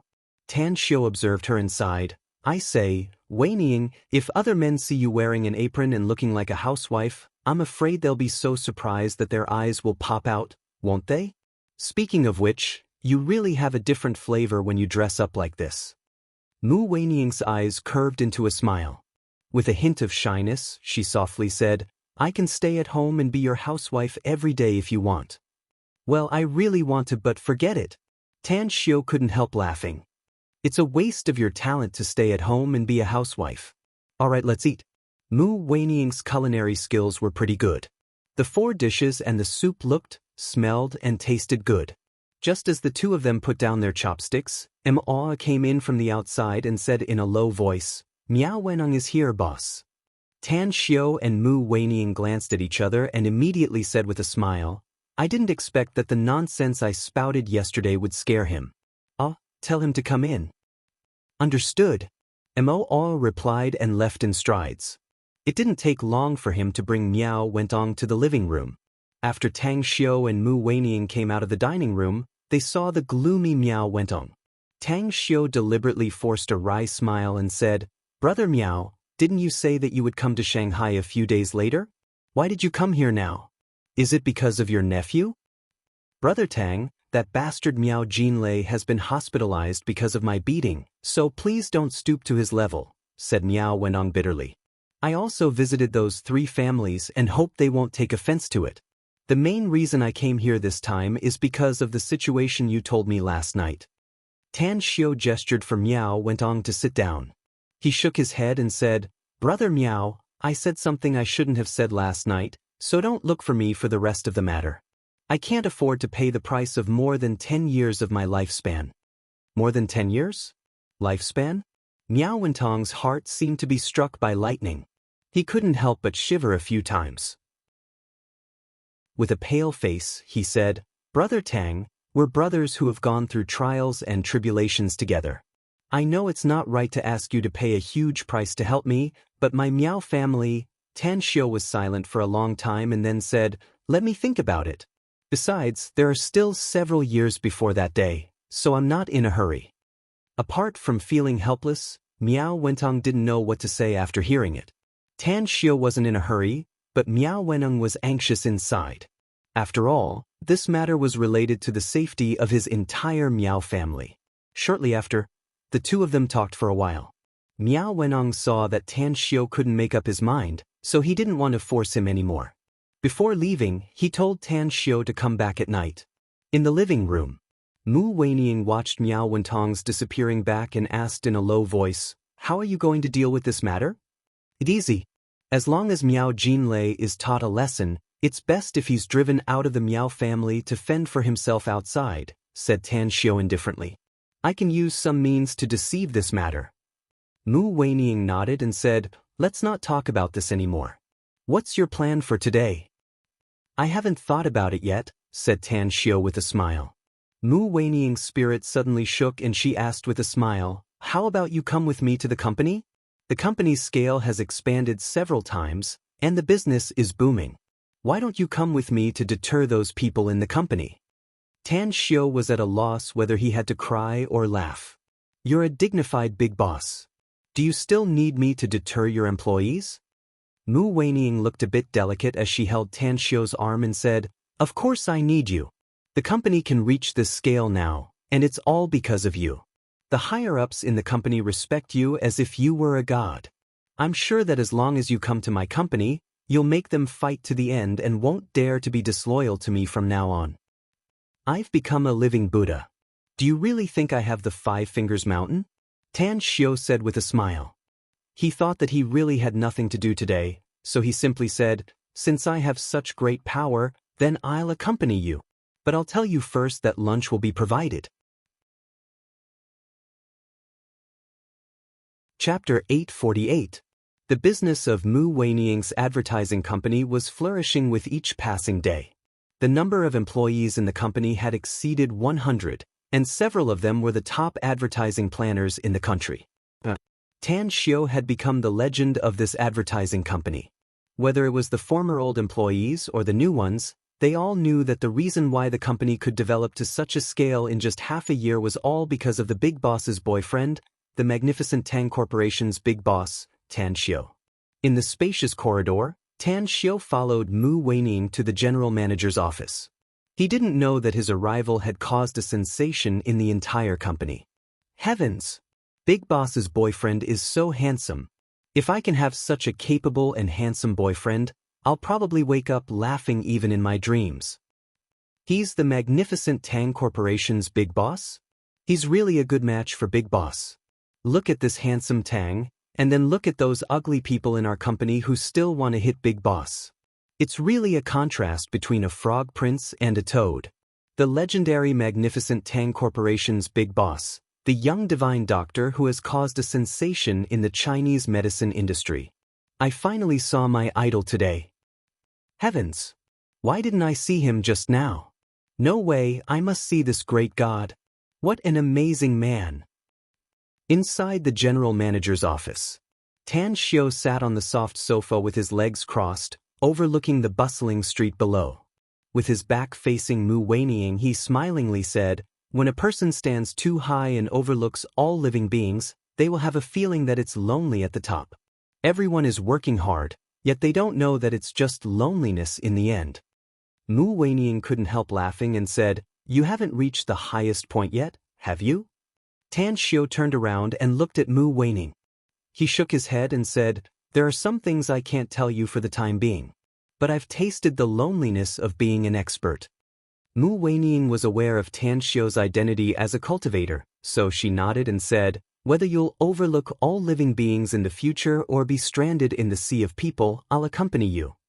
Tan Xiu said with a smile, "I didn't expect that Great Bell Mu's words of love would be so pleasant to hear. You're so annoying." Mu Weiniang showed a rare girly attitude and gave Tan Xiu a coquettish look. Bang bang, someone knocked on the office door. Mu Weiniang's secretary was standing outside the door. "Boss, Mr. Tang, this is the tea I just made." "Thank you." Tan Xiu smiled and nodded. The female secretary left with a smile. Just as she walked out of the door, her voice rang out, "What are you all doing here? Hurry up and get to work." Instantly, a lot of voices came from outside the door. Those girls were not afraid of the female secretary. Instead, they giggled and asked about Tan Xiu. In the office, Mu Weiniang chuckled, "I bet that all the female employees in the company won't have the mood to work today." Tan Xiu smiled and said, "I'm afraid all the male employees in the company won't be in the mood to work." Finished. The two looked at each other and smiled. At noon, Tan Xiu stayed at the agency for lunch and then left. Mu Weiniang was going to be busy. Zhang Qingfeng, whom he had met last night, had brought a few business friends over to introduce business to Mu Weiniang. Returning the favor, Zhang Qingfeng came very quickly. "They're fighting, boss." On the way back, Moo, who was driving, received a call and turned his head. "What fight?" Tan Xiu was confused. "The information just came. People from the Special Abilities Bureau are fighting with the Western Bloodkin, said Moo. It's in Paradise Manor, said Moo. Tan Xiu's expression changed. He suddenly recalled Shanjena in Paradise Manor. Could it be that those Western Bloodkin came for Shanjena? Could it be the Stygian Club's people? As he thought up to this point, notify our men in Paradise Manor to warn those Bloodkin not to act rashly again, said Tan Xiu in a deep voice. Don't show mercy if they don't listen to our advice. Understood. Moo took out his mobile again.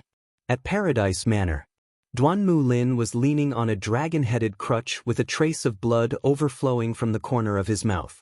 The 12 ability users of the Special Abilities Bureau were also injured. They glared fiercely at the 7 people who were surrounded.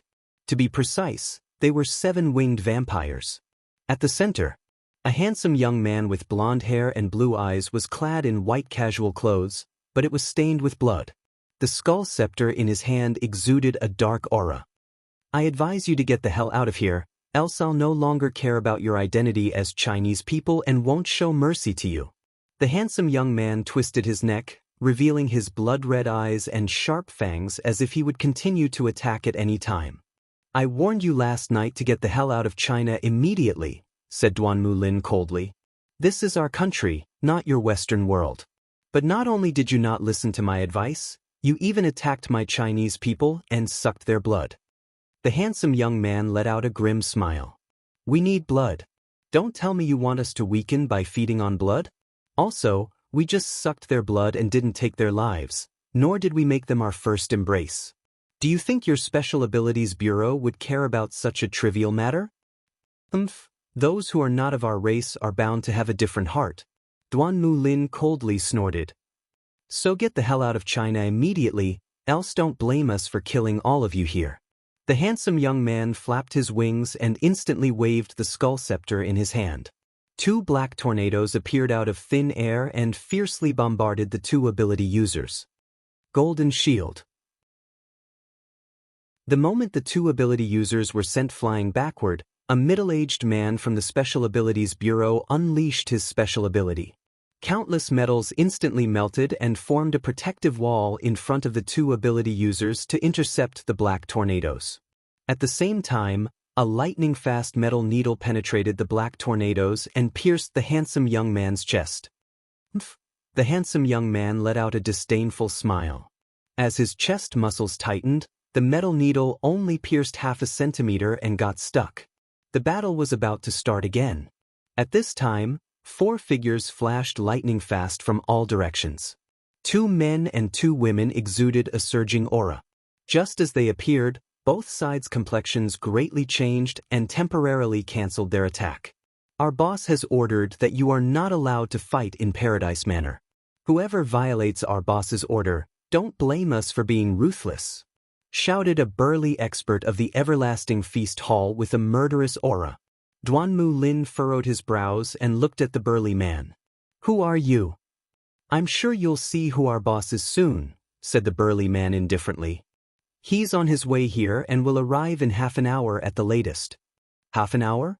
Duanmu Lin shot a cold look at the 7 vampires and said in a deep voice, Since your boss is the owner of this place, we'll wait for half an hour. The handsome young man from the Blood Clan looked at the 4 people who had appeared with vigilance. He could sense how powerful they were. Even though he was confident that he could kill all 4 of them, he couldn't guarantee that there weren't any other experts hiding in the dark other than these 4. Sir, these people from China are too rude. Let's kill them directly, said a vampire with wings flapping. The handsome young man raised his arm to stop the other 6 vampires who were ready to attack. He then looked at the burly man who just spoke and asked in a deep voice, Who's your boss? Like I said, you'll naturally see our boss in half an hour, said the burly man coldly. Especially you Bloodkin. You're our guests, but don't blame us for killing all of you if you dare to attack before our boss arrives. Arrogant. The handsome young man looked angry, but he didn't move. Time passed. Time passed bit by bit in the deadlock. Ouyang Lulu, who was sitting on the roof of a nearby loft, looked at the people in a deadlock with a solemn expression. She only knew the 4 people who appeared later.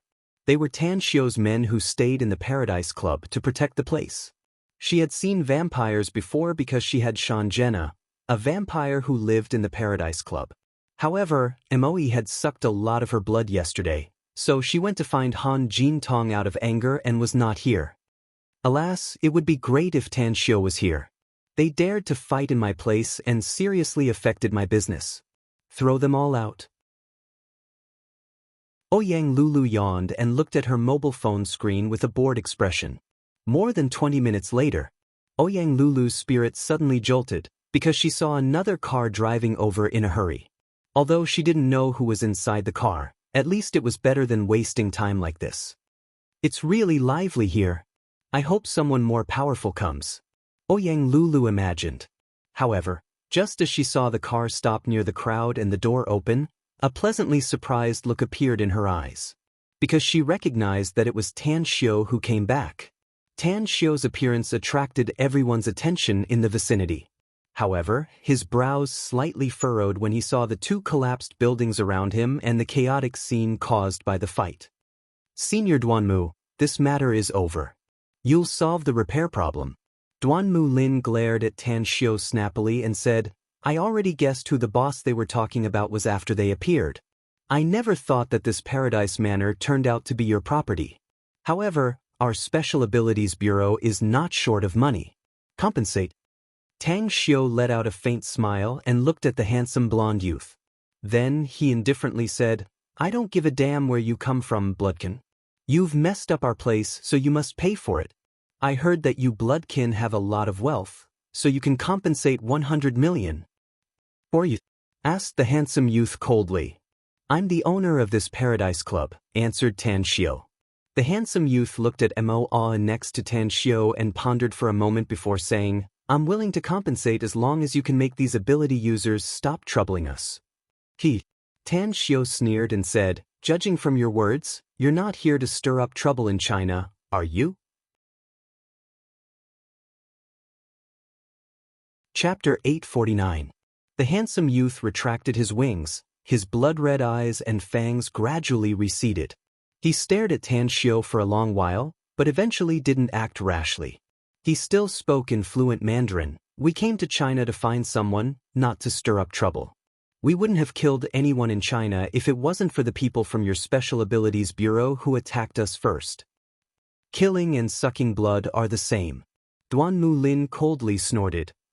If you Bloodkin want to suck blood, then don't do it to our Chinese citizens. The handsome youth angrily said, we only sucked a small amount of blood. At most, it will only make them weak for a short time. It won't endanger their lives. Also, we only drank their blood after knocking them out, so we didn't expose our identities. Most importantly, those women all love money. We've sucked their blood and left them a sum of money in the hotel. You left money? Tan Xiu was surprised. How much did you leave? 10,000, said the handsome youth. 10,000 yuan is a lot. Tan Xiu nodded. Let them buy some nutrition products to replenish the blood they lost. I'm talking about pounds, said the handsome youth. Those women are too stupid. They don't even recognize pounds and even called the police. It's really hateful. Kuf. Tan Xiu blushed with shame for those women. Having their blood sucked was worth 80,000 to 90,000 yuan, which was more than enough. If they really loved money, he believed that they would be satisfied after figuring it out. Tan Xiu. Ouyang Lulu ran from a distance and happily pulled Tan Xiu's arm. Her appearance caused everyone in the surroundings to be stunned, and even Duanmu Lin was no exception. Tan Xiu let out a faint smile and then looked at the handsome youth and asked, I want to know, who is the person you came all the way to China to find? My sister, Shanjena, answered the handsome youth. You're from Salzburg? Tan Xiu was surprised. The handsome youth's expression slightly changed and asked in a deep voice, How did you know? For you. Tan Xiu smiled and waved his hand. He then looked at Duanmu Lin and said, Senior Duanmu, please hand them over to me. I guarantee that they won't cause any trouble in Huaxia, and the blood-sucking incident won't happen again. In at most a week, I will let them leave China. Duanmu Lin frowned and said, I'm at ease leaving it to you, but do you know them? As a matter of fact, there's a bloodkin living in this Paradise Club. She's his sister, Shanjena, said Tan Xiu with a smile. Duanmu Lin pondered for a moment and nodded. If so, I'll leave it to you. Finished. Without the slightest hesitation, he quickly left with the ability users of the Special Abilities Bureau. After they left the Paradise Manor, a middle-aged man beside Duanmu Lin asked angrily, Chief, who is the boss of the Paradise Club? Why did you hand over those bloodlings to him? What if those vampires create chaos? How can we not take action? A smile appeared on Duanmu Lin's old face as he said, You've just finished your seclusion cultivation, so you don't know much about the recent events. The most powerful force in our country is not our Special Abilities Bureau, but the Everlasting Feast Hall. Even I can't figure out how terrifying the power of the Everlasting Feast Hall is. The Everlasting Feast Hall? Never heard of it before? The middle-aged man was confused. The Everlasting Feast Hall has been too low-key in the past, said Duanmu Lin. I only learned about it in the last 2 years. Especially with the high-profile appearance of Tan Xiu recently, only then did I figure it out a bit. What I know about the Everlasting Feast Hall is just the tip of the iceberg, yet its power is thousands of times more than our Special Abilities Bureau. Hiss! The middle-aged man gasped and said in horror, How can the country allow such a terrifying force? Duanmu Lin raised his hand to interrupt him and shook his head with a wry smile. The country? Let alone our country, even if all the countries in the world join forces, I'm afraid it'll be very difficult to destroy the Everlasting Feast Hall. Remember, don't provoke those cultivators in the future. They won't meddle in worldly affairs, and we'll mind our own business. Cultivators? The middle-aged man's heart trembled a few times. He had seen powerful cultivators in the past, but he didn't expect that the Everlasting Feast Hall was actually composed of cultivators. So, that Tan Xiu. To be honest, I don't know about Tan Xiu's identity either, said Duanmu Lin helplessly. Although the cultivators of the Everlasting Feast Hall address him as boss, the terrifying existence who founded the Everlasting Feast Hall addresses him as master. Even several people older than him address him as Grand Master, said Tang Xiu. The middle-aged man was dumbfounded. The issue of seniority made him faintly tremble inside. Tan Xiu was still young, yet he already had a grand disciple. Most importantly, who was his master? Did he have any other elders in the sect? At the Paradise Manor, the 7 kindred from Salzburg were led by Tan Xiu to the Western-style building where Shanjena lived. As Ouyang Lulu brewed the fragrant tea, Tan Xiu asked, Where's Shanjena? There was a fight here, so she should have found it. Professor Emo took a lot of her blood yesterday, so she got angry and ran out to complain to Han Jintong last night. Ouyang Lulu smiled. I called her, but her phone was turned off. What did you say? Shansley's expression drastically changed. He abruptly got up and hurriedly shouted, You dare to take my little sister's blood? Don't you know that it's extremely harmful to the kindred when their blood is taken? Tan Xiu rolled his eyes and lightly said, If Shanjena thinks it's harmful to her, I'm afraid she would have quit her job long ago and refused to cooperate with the research. Have a taste of this pill. If you think it tastes good, you can stay here for a week to accompany my researchers in their research. A pill? Shansley had received a call from his younger sister, Shanjena, and learned some things about pills from her. He looked at the crystal-clear pill in his hand that exuded a wisp of fragrance. After hesitating for a moment, he threw the pill to a kindred behind him and said in a deep voice, Take it. Understood. The young kindred didn't hesitate and directly swallowed the pill. A few seconds later, the kindred's expression greatly changed. His body suddenly trembled and his wings spread out in a flash. Even his eyes turned blood red and his fangs drilled out again. In a flash, Shansley and the other 5 kindred released their wings and vigilantly prepared for battle. Stupid! Tan Xiu indifferently glanced at Shansley. He then crossed his legs and took out a cigarette, lit it up, and leisurely smoked it. Time fleeted by. 2 to 3 minutes later, an enormous aura erupted from the blood tribe member's body. Even the wings on his back had grown a lot, and the veins on his back had become clearer. The number of mysterious ancient runes had also increased. Shansley and the other blood tribe members instantly realized that this was a sign that his bloodline had been upgraded and his strength had become stronger. I've broken through to the count rank? The kindred cried out in surprise. Shansley gaped and struggled to turn his head to look at Tan Xiu. He finally understood what Tan Xiu meant when he said, "Stupid." Tang Xiu obviously gave him the pill, but he turned around and threw it to his man. If he had taken the pill, would he have broken through from the count rank to the marquis rank? Damn it. Shansley looked at his man with envy. He took a deep breath and retracted his wings, fangs, and blood-red eyes. He then let out a hollow laugh and said, "Boss Tang, right? Do you still have that kind of pill?" Tan Xiu rolled his eyes and snappily said, "Do you really think elixirs are like cabbages that you can get as many as you want? Do you know how much resources I have to spend to refine one?" This, Shansley rubbed his hands and said with a vexed expression, "I was indeed in the wrong, Boss Tang. There's an old saying in China that a great man doesn't stoop to petty offenses. Can you sell me, yes, sell me some medicinal pills? I guarantee I can give you a big price." With a strange expression, Tan Xiu asked, "How much do you mean by a big price?" "I'll give you 100 million pounds for one of those pills," replied Shansley immediately with a heroic spirit after hearing it. Cough. Tan Xiu, who had just inhaled a mouthful of smoke, directly choked upon hearing Shansley's offer. 100 million pounds for a pill? The cost of refining it was only a few million at most, yet it could be sold at such a sky-high price. However, he felt relieved after giving it a thought. Such a pill might be ordinary to him, but it was absolutely a treasure for these vampires who could enhance their bloodline. 200 million pounds. Take it or leave it. After figuring it out, Tan Xiu simply asked for an exorbitant price.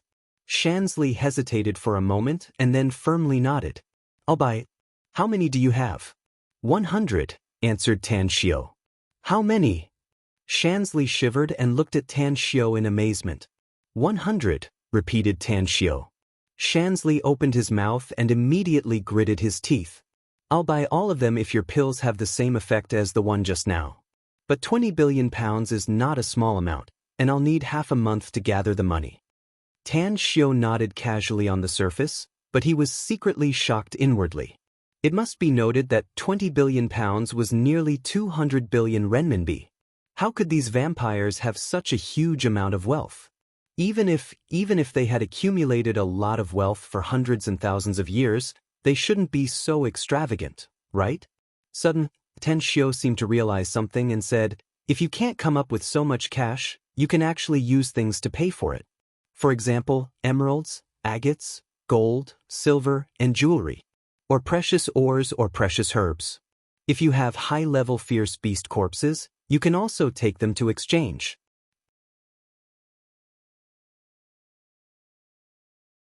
Chapter 850. Shansley was pleasantly surprised after hearing it. It was not easy to get 20 billion pounds in a short time.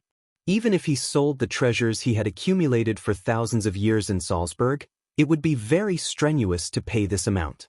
But if he paid with those jadeite, agate, gold, silver, and jewelry, he wouldn't have to think of ways to sell them. It would be great without the transit link. Furthermore, his family had been enduring for hundreds of years. Other families thought that they had been defeated, but that was not the case at all. It was just that they had been planning something for hundreds of years, and it was only recently that they had succeeded. Overlord. What his family had been planning was to gather the power of the whole family to cultivate a super powerhouse of the Overlord rank. After hundreds of years of preparation, Shansley's great-grandfather had become a powerhouse of the Overlord rank. This was also the reason why his family had been acting frequently recently to destroy many families who had been eyeing them covetously and seize their huge resources. "Do you need antiques, Mr. Tang? My family has been passed down for more than 1,000 years and has collected a lot of antiques and curios. If I remember correctly, there's a saying in your country, collection in prosperous times, gold in troubled times. I'm sure you'll like it in a peaceful era," said Shansley confidently. "Antiques and curios? Something of historical significance? What do I want those things for?" Tan Xiu shook his head. Is it a waste of space to keep them at home? Just forget it. I'm only interested in money and wealth. I like jadeite, agate, gold, silver, and jewelry. But I'm also interested in rare and unique things like precious ores, medicinal herbs, and fierce beast corpses. As for the rest, just forget it. Shansley looked regretful and sighed. That's really a pity. I thought you were interested in antiques and curios. Our Salzburg has a lot of precious antiques, many of which come from your country. Even the imperial jade seal. Having said that, he shook his head helplessly. The imperial jade seal? Tan Xiao stared blankly and suddenly recalled the Qin Emperor's imperial jade seal, a great seal that symbolized power during the Qin dynasty. The endless power of faith condensed inside was like a vast ocean. Tan Xiao couldn't absorb the power of faith inside with his current cultivation. However, he knew very well that once his cultivation reached the critical point of ascending to the immortal world, he would be able to absorb the power of faith and turn it into his own power. That kind of power, after being illuminated by the immortal light and refining the body, would become an extremely powerful true immortal. Myriad Buddha Treasured Tome. It was the most profound cultivation technique of the Buddha dimension, and it was all-encompassing and mysterious. Tan Xiao had once obtained a copy of the 10,000 Buddha Treasured Canon. He had once killed a scum of the Buddha world and obtained it from him. In the 10,000 Buddha Treasured Tome, there was a method to absorb the power of faith for one's own use. Shansley, I want to know what's going on with the imperial jade seal of Huaxia that you mentioned? Tan Xiao asked seriously. Shansley said casually, it's the seal of the ancient emperor of Huaxia. That's right, that piece of his jade. Tan Xiao's expression changed, and he immediately asked, tell me about the carvings on the heshabi. Shansley thought for a moment and then said, it has a circumference of 4 cun, the top button is crossed with 5 dragons, and the front side is engraved with 8 seal characters. Receive the mandate of heaven, live forever and prosper. That's right, it's seal script. My great-grandfather once studied that type of script, and it seems to be the script of your country's earliest era. Tan Xiao's heart raced. He was sure that it was the real imperial jade seal, but how did the imperial jade seal of China end up in the hands of these vampires? Also, the Qin Emperor's imperial jewel seal already had a huge amount of faith power, so what about the imperial jade seal? During the Qin dynasty, Li Si ordered people to carve it out of heshabi. Since then, it had been passed down from generation to generation. It was still used even during the Qin dynasty. Moreover, it was still used as a token of imperial power bestowed by heaven, legitimate and legitimate. Would the power of faith be condensed in it? If there was, how big would it be? Thinking of this, Tan Xiao immediately asked, how did you get the imperial jade seal of Huaxia? Shansley smilingly said, it was a YG man. Rumor has it that he paid a huge price and went through untold hardships to get it from China. As for how he got it, I don't know. What I do know is that my great-grandfather sucked the blood of that YG man and picked it out from his collection. Tan Xiao took a deep breath and slowly said, I may not like antiques, but that imperial jade seal is indeed of great significance to my country. Now that I know its whereabouts, I must take it back. How about this? Let's value the imperial jade seal at £5 billion. £5 billion? A quarter of the total amount? Shansley's eyes lit up. As though he was afraid that Tan Xiao would go back on his words, he said without hesitation, no problem. Then we'll pay $5 billion to offset the debt. Mr. Tang, Salzburg also has many other good things from China. Do you think? Tan Xiao waved his hand and said, I won't ask for anything else except the imperial jade seal for the time being. However, if I leave China in the future and visit your Salzburg as a guest, I can take a look at it. If there's something I like, I'll naturally exchange it with medicinal pills. That's great. Shansley clenched his fists and fiercely waved them a few times in excitement. Thus, Shanjena finally returned from Han Jintong's place. After she got out of the car listlessly, a surprised look appeared on her beautiful face. Her nose fiercely twitched a few times and she finally muttered to herself in disbelief, how could this be possible? There was a battle here before and there's the smell of blood left by the bloodkin. But how come there are other bloodkin here? A figure flickered and instantly appeared in front of Shanjena. With an indifferent expression, Ma said, Miss Shanjena, the boss wants to see you. Is Tan Xiu back? Asked Shanjena quickly. Answered Mo. Shanjena pointed to the place and asked, But what's going on here? I asked about the smell left by the bloodkin. Is your brother called Shansley? Asked Mo. How did you know? Exclaimed Shanjena. Your brother came to the Paradise Manor with 6 bloodkin today and had a fight with the people from the State Ability Users Bureau, said Mo. However, the fight was solved after our boss came here. Your brother, Shansley, is now with the boss. Asked Shanjena hurriedly with an excited expression. In your residence, answered Mo. Whoosh, an afterimage flashed and Shanjena disappeared from her place.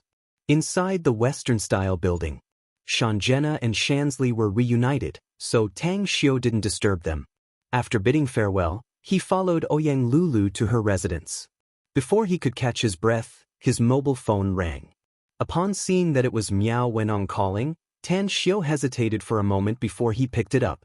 Where are you, Brother Tang? I want to see you now. Miao Wentong's urgent voice came from the phone. Tan Xiu forced a smile and said, Brother Miao, I think it's better to forget it if you're still thinking about that matter. I do know 2 ways to solve it, but I don't dare to reveal the secrets of the heavens. Please forgive me. Brother Tang, please help my Miao family for the sake that we were born at the same time. Miao Wenong was almost begging. Tan Xiu rolled his eyes. Whether the Miao family would have a problem in the future or not, he was just talking nonsense.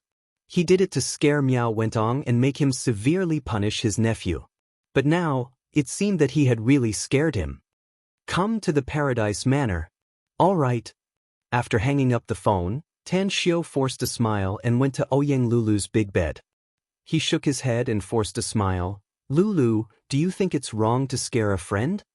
It depends on the matter and the reason, said Ouyang Lulu with a charming smile. Tell me, dear, who did you scare? Miao Wentong, answered Tan Xiu.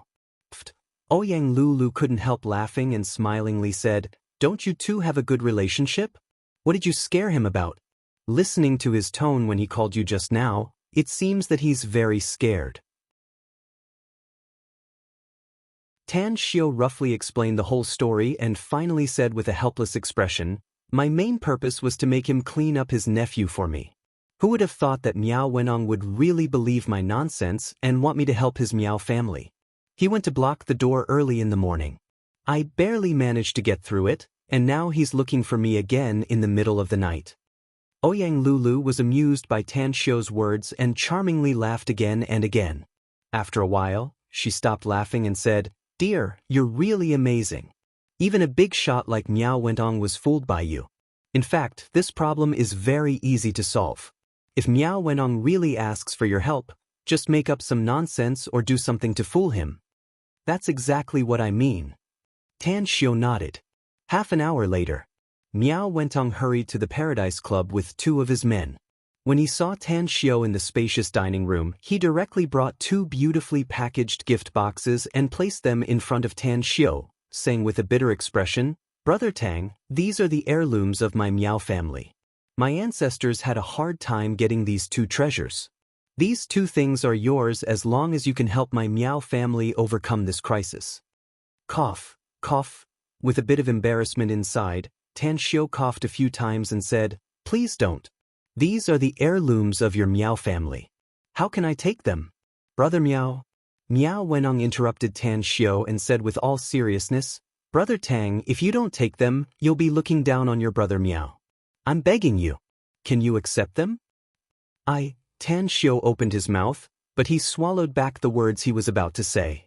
Miao Wenong seemed to be afraid that Tang Xiu wouldn't take a liking to the things he brought, as he quickly removed the packaging of the 2 gift boxes and took out the 2 scarlet jade dragon and jade tiger inside. This is... Chapter 851. The 2 jade carvings were crimson in color, as if there were raging flames burning inside them. They were vivid and lifelike, as if they were 2 living creatures. There was an almost undetectable gray mark on the heads of the two jade carvings. Fortunately, Tan Xiu had sharp eyes and was able to see it. If it was an ordinary person, they would not have been able to see it with their naked eyes. Miao Wentong was afraid that Tan Xiu would not be able to recognize it, so he hurriedly explained, "Brother Tang, these two jade carvings are the most precious treasures of our Miao family that have been passed down from generation to generation. It is said that there are a total of 12 of these jade carvings, and the carvings are carved according to the 12 zodiac signs. Although our Miao family can't understand the mysteries of these jade carvings, according to the historical records of our family, whoever can collect the complete set of the 12 zodiac signs will be able to unlock the secret within and obtain great benefits." Tan Xiu's expression was extremely solemn. His eyes lingered on the jade dragon and tiger for a long time before he carefully held them in his hands. Energy. The surging energy was the most powerful item that Tan Xiu had ever encountered on Earth. If the Qin Emperor's imperial jade seal contained a tremendous amount of faith power, then each of these jade carvings contained the energy of countless stars. If anyone could detonate a jade carving, Tan Xiu could determine that even 100 Earths would be blown to pieces, let alone this one. Tan Xiu carefully integrated a trace of primal chaos force into the jade dragon. It was like a fish swimming in water, and it did not encounter the slightest rejection. However, when the primal chaos force came into contact with the gray mark on the head of the jade dragon, his body suddenly trembled, and his entire consciousness was sucked into the jade dragon. No, to be precise, he was sucked into the gray mark. The sea of stars, the vast universe. Tan Xiu suddenly discovered that he was standing in the boundless universe with countless planets orbiting in all directions. Golden lines connected the countless planets together, forming a three-dimensional star chart that contained endless mysteries. Those golden lines, Tan Xiu's lips trembled, and his eyes were filled with a fiery light. If it was any other cultivator on Earth, they would definitely not be able to recognize what those golden lines were. But he could, because he had used those golden lines before, and he could use them as if they were his own arms. That was the trajectory of the heavenly Tao. The trajectory of the heavenly path in Earth's space. Who is it? Who possessed such a terrifying ability to forcefully imprint the trajectory of the heavenly Tao of this world into this jade sculpture?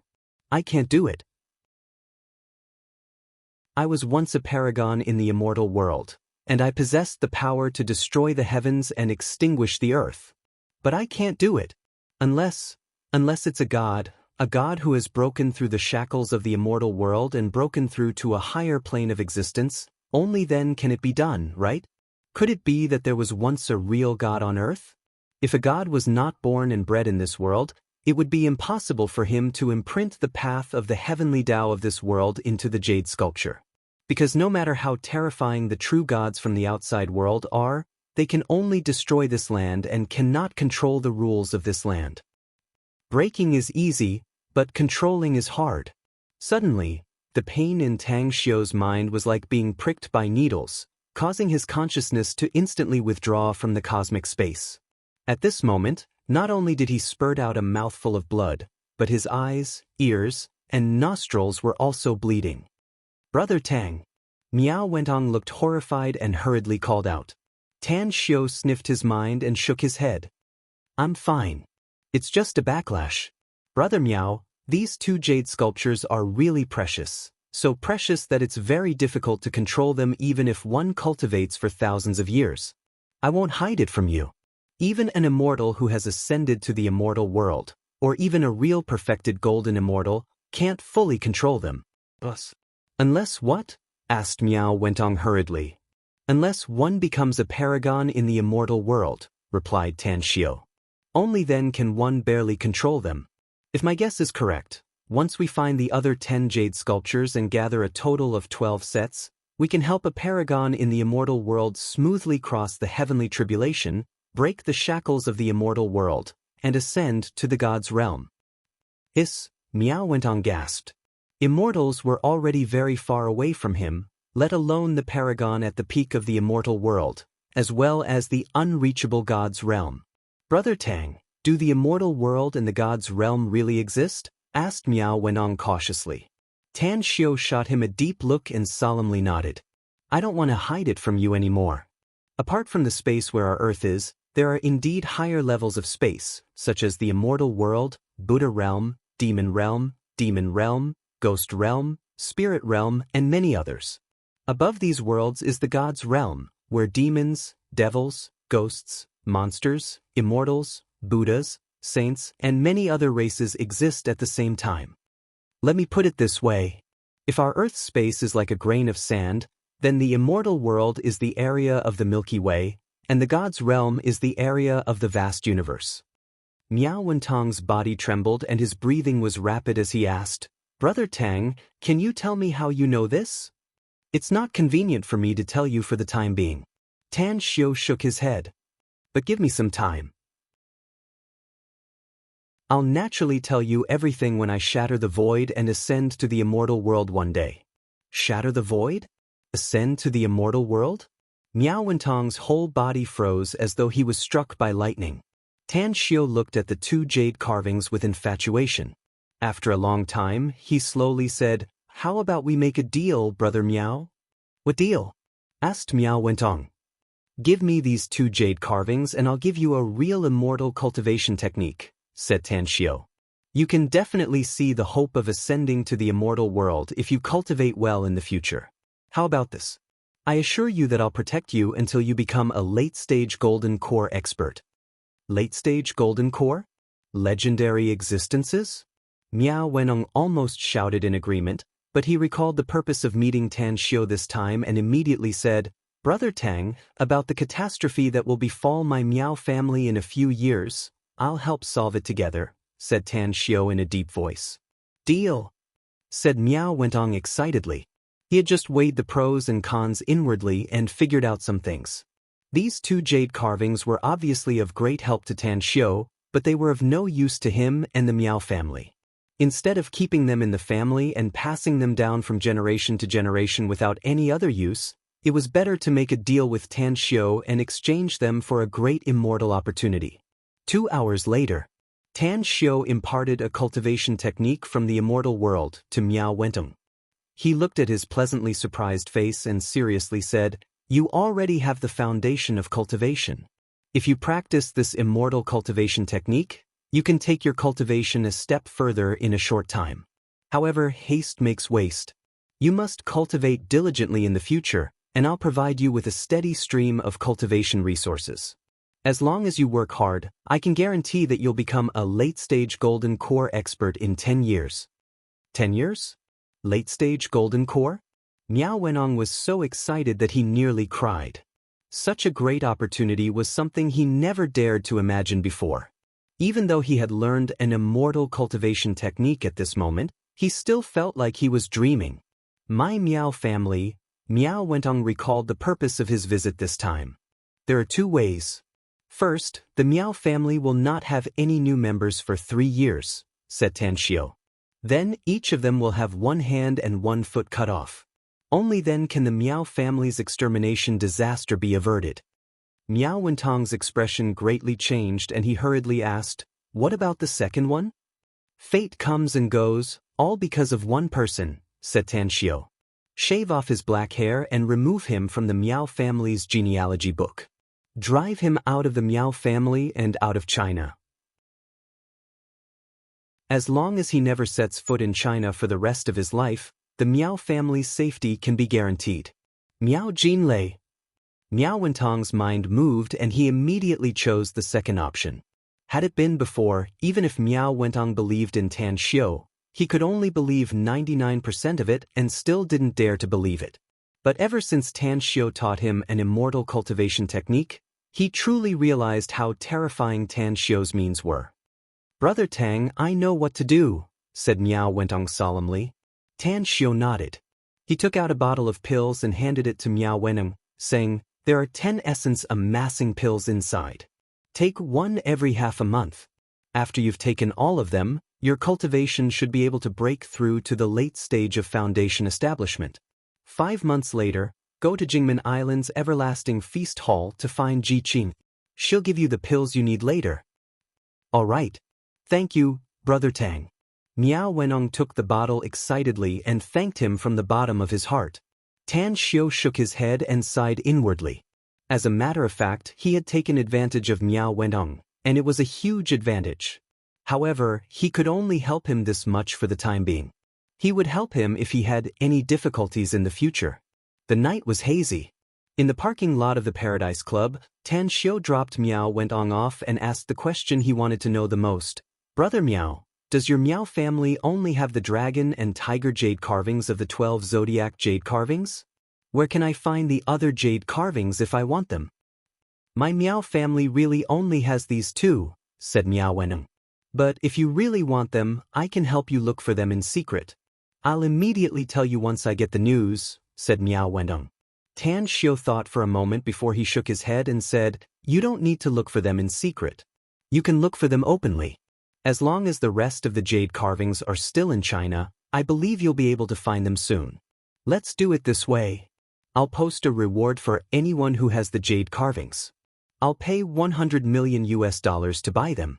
Even those who know the whereabouts of the jade carvings will be given $10 million as long as they provide accurate information. Miao Wenong forced a wry smile and said, Brother Tang, aren't you playing a bit too big? Miao Wenong forced a wry smile and said, I'm afraid it will set off a storm in China if you publicize it. As long as I can find more jade carvings, it'll be worth it even if I only find one, said Tan Xiao.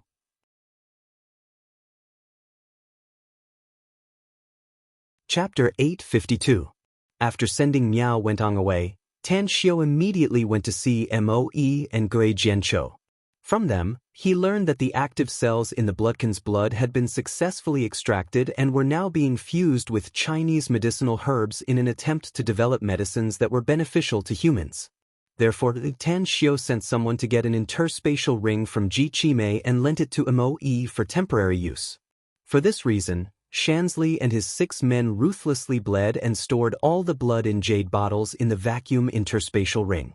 3 days later, Shanjena left China with her brother, Shansley, and promised to deliver the imperial jade seal and a large number of resources that Tan Xiao needed to China within a week. After the goods were delivered, the total value was determined and deducted from the remaining 15 billion pounds. Finally, Tan Xiao's life resumed its tranquility. In the following days, Tan Xiao occasionally went out or met up with friends, while the rest of the time he stayed at home and read books. As the days passed by, there were only 2 days left before the final exam of his freshman year. The scorching sun was blazing in the sky. Blue Star Villa Complex. Tan Xiao was quietly reading a book, but he was thinking about something in his mind. The most important thing for him to do next was to go to Longquan Bay in Kanas to open the Immortal Trove. Afterward, he also had to rush to 9 Dragons Island. The reconstruction project there had reached the most critical juncture. 9 Dragons Island would become his base camp in the future, so the situation there must not go wrong. Ring, ring, ring. His cell phone suddenly rang, interrupting Tan Xiao's thoughts. Tan Xiao glanced at the caller ID and immediately furrowed his brows, asking, What's up, all? Chief Kong has come to Shanghai, boss. Kong Xia. Why didn't she tell me in advance that she's coming to Shanghai? Tan Xiao curiously asked. It's really strange. Anyways, where is she now? Our men just saw her at the Shanghai airport, said Mo. Tan Xiao agreed. After hanging up the phone, he directly dialed Kong Xia's cell phone number. Before he had time to speak, Kong Xia's voice came out of the phone. It's really not fun. I originally wanted to give you a surprise, but I didn't expect you to receive the news that I'm coming to Shanghai. Tan Xiao smiled and said, Why did you come to Shanghai? I missed you, said Kong Xia with a smile. It just so happens that I have some free time these few days, so I want to give myself a break. After thinking about it for a long time, I felt that it would be boring to go anywhere without you, so I came to Shanghai. By the way, let's go back to Star City together after your final exam. Go back to Star City with you? Tan Xiao was confused. Before Kong Xia forced a smile and said, I say, Big Boss Tang, you're really forgetful. Originally, the new city's internal purchase was scheduled for June 1st. But because of the Long family's issue in Walled Hill Village, The project was affected and had been delayed until now. We've prepared a lot of funds this time. How can we do it without you? Tan Xiu suddenly understood and said with a dry smile, I would have really forgotten about it if you didn't remind me. Come here directly, I'm at Blue Star Villa Complex. Alright, wait for me. At noon, Kong Xia came with her suitcase.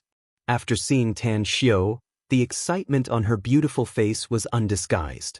After a big hug, she leaned on Tan Xiu's embrace and asked, We haven't seen each other for a long time, except for the phone call. Did you miss me? Replied Tan Xiu with a smile. Kong Xia pouted and snorted, You missed me and didn't even say anything. I heard that you went to Qingqing Mountain a few days ago and stayed there for quite a long time. I went there for a very important matter, said Tan Xiu. I know you have something, and it's a very important matter, said Kong Xia. But seriously, why are you so busy? What else are you doing aside from our magnificent Tang Corporation and the everlasting feast hall? Tan Xiu couldn't help laughing and said, I'm afraid there's only cultivation aside from these, no? You also know that for me, achievements are not about how much wealth I have in reality, nor is it about having a high status or power. What I pursue is power and a higher cultivation realm. I know, so I'll tell you some good news. Kong Xia giggled and said, This young lady has just broken through to the foundation establishment stage, so I can be regarded as a powerful expert in the future. You've broken through to the foundation establishment stage? Asked Tan Xiu in surprise. You didn't expect it, did you? Kong Xia said proudly. My luck is simply off the charts. A friend who works abroad all year round came to China to visit me. As a result, during our gathering, she brought along a bracelet that was very good. After I saw it, I really liked it because I could feel a very rich spiritual energy flowing from the bracelet. Later on, my friend saw that I liked it very much, so she gave it to me. Take a look, it's this one. Tang Xiu's vision landed on Kong Xia's raised wrist. The bracelet of beads had a dim yellow luster and was composed of a total of 36 beads. To Tang Xiu's surprise, when his fingers touched the bracelet of beads, he could clearly feel the surging spiritual qi in the surroundings. It was like a swarm of bees rushing into his hand, while the spiritual qi was fed back from the bracelet of beads and then flowed into his body through his fingers. A magic tool? A magic tool engraved with a spiritual amassing restitution array? Tan Xiu never expected that he would see a magic tool engraved with a spiritual amassing restitution array on Earth. This kind of magic tool was very common in the immortal world and could be refined by any artificer. I'm really stupid. I don't need to constantly absorb the world's spiritual qi to strengthen myself, but those cultivators I teach are all serious cultivators. If each of them wears a magic tool engraved with a spiritual amassing restitution array, their cultivation will definitely advance by leaps and bounds. Kong Xia, who didn't know what was in Tan Xiu's mind, smiled proudly and said, How about it? This bracelet is good, isn't it? I've thought about it. I'll give it to you after I see you. It'll help you greatly improve your cultivation speed. Tan Xiu loosened Kong Xia's wrist and shook his head. I don't need this bracelet. It won't help me much. To be honest, I can also refine this kind of magic tool. I'll refine a batch when I have some free time. A magic tool? You can also refine it? Kong Xia looked at Tan Xiu with a surprised and doubtful expression. Eventually, the proud expression in her heart turned into a loss. She specifically came to Shanghai this time mainly to present this treasure, but the result? Tan Xiu unexpectedly didn't need it. That's right. I can indeed refine it. Tan Xiu nodded. Although I don't need this bracelet, it reminds me that if each of the people I train has this kind of magic tool, it will greatly benefit their cultivation. Thank you, Kong Xia. The loss in Kong Xia's heart eased a lot. She smiled and said, You don't need to thank me. It's my greatest happiness to be able to help you. Words of love. It was always the best emotional seasoning. Even though Tan Xiu's heart was as hard as a stone, he still felt warm inside. He picked up Kong Xia's suitcase and hugged her with his other hand, saying with a smile, Let's go. Go upstairs and have a good rest. I'll accompany you for dinner later. Today. Big news was destined to sweep across the entire land of China like a tornado. TV stations, newspapers, magazines, the internet, and communication media, all focused on the topic. Grand Fortune Jewelry is looking for the 12 zodiac jade carvings. Anyone who has the zodiac jade carvings can contact the Grand Fortune Jewelry's general manager, Hao Lei. Once it is confirmed that it belongs to one of the 12 zodiac jade carvings, the Grand Fortune Jewelry will buy it for $100 million. $100 million. This astronomical figure in the eyes of countless people was like a nuclear bomb that fell on the hearts of the citizens of China, setting off an uproar. Zheng Province, Liaoning County. Yang Pengchao was smoking a cigarette as he squatted in front of the dilapidated newsstand at the entrance of the county's key high school. His eyes kept glancing around as if he was looking for someone. Mengzi, have you inquired about it? Did Yu Li really say that she'll be the girlfriend of whoever has the money? Yang Pengchao frowned and asked a thin young man named Mengzi next to him. I've inquired about it. Yu Li said so, said Mengzi. Also, I heard that Campus Bellevue University has received a call from Wang Wei, the young master of the Dongda Steel Machinery Company in our county. They talked for a long time. Yang Pengchao frowned. That guy who relies on his family's wealth and power to act like he's rich and powerful all day long? Didn't you beat him up last time?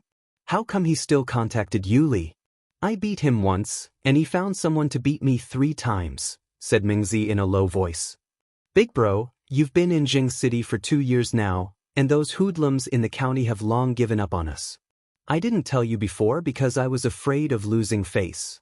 Yang Pengchao's face turned cold as he coldly snorted and said, Don't worry. It's never too late for a gentleman to take revenge. Since that Wang Wei dared to touch you, I'll deal with him sooner or later. Yu Li just came out. Yang Pengchao extinguished his cigarette and strode toward the campus gate. A beautiful girl with a good figure came out from the inside with a handbag. Yang Pengchao blocked in front of her and said, Yu Li, I want to talk to you. Upon seeing Yang Pengchao, Yu Li's eyes flashed with excitement. But in the blink of an eye, the light faded away and she squeezed out a smile and said, When did you come back, Pengchao? I just came back today, said Yang Pengchao. I only came back for one purpose, and that is to ask you whether the recent rumors about you are true or not.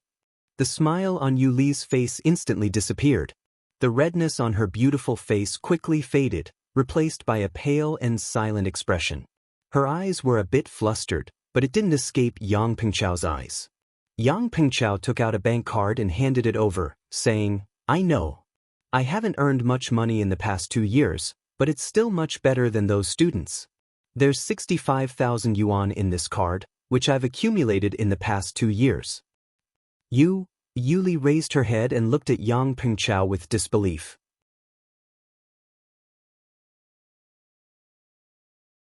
Chapter 853. The thin bank card stung Yu Li's eyes and soft heart.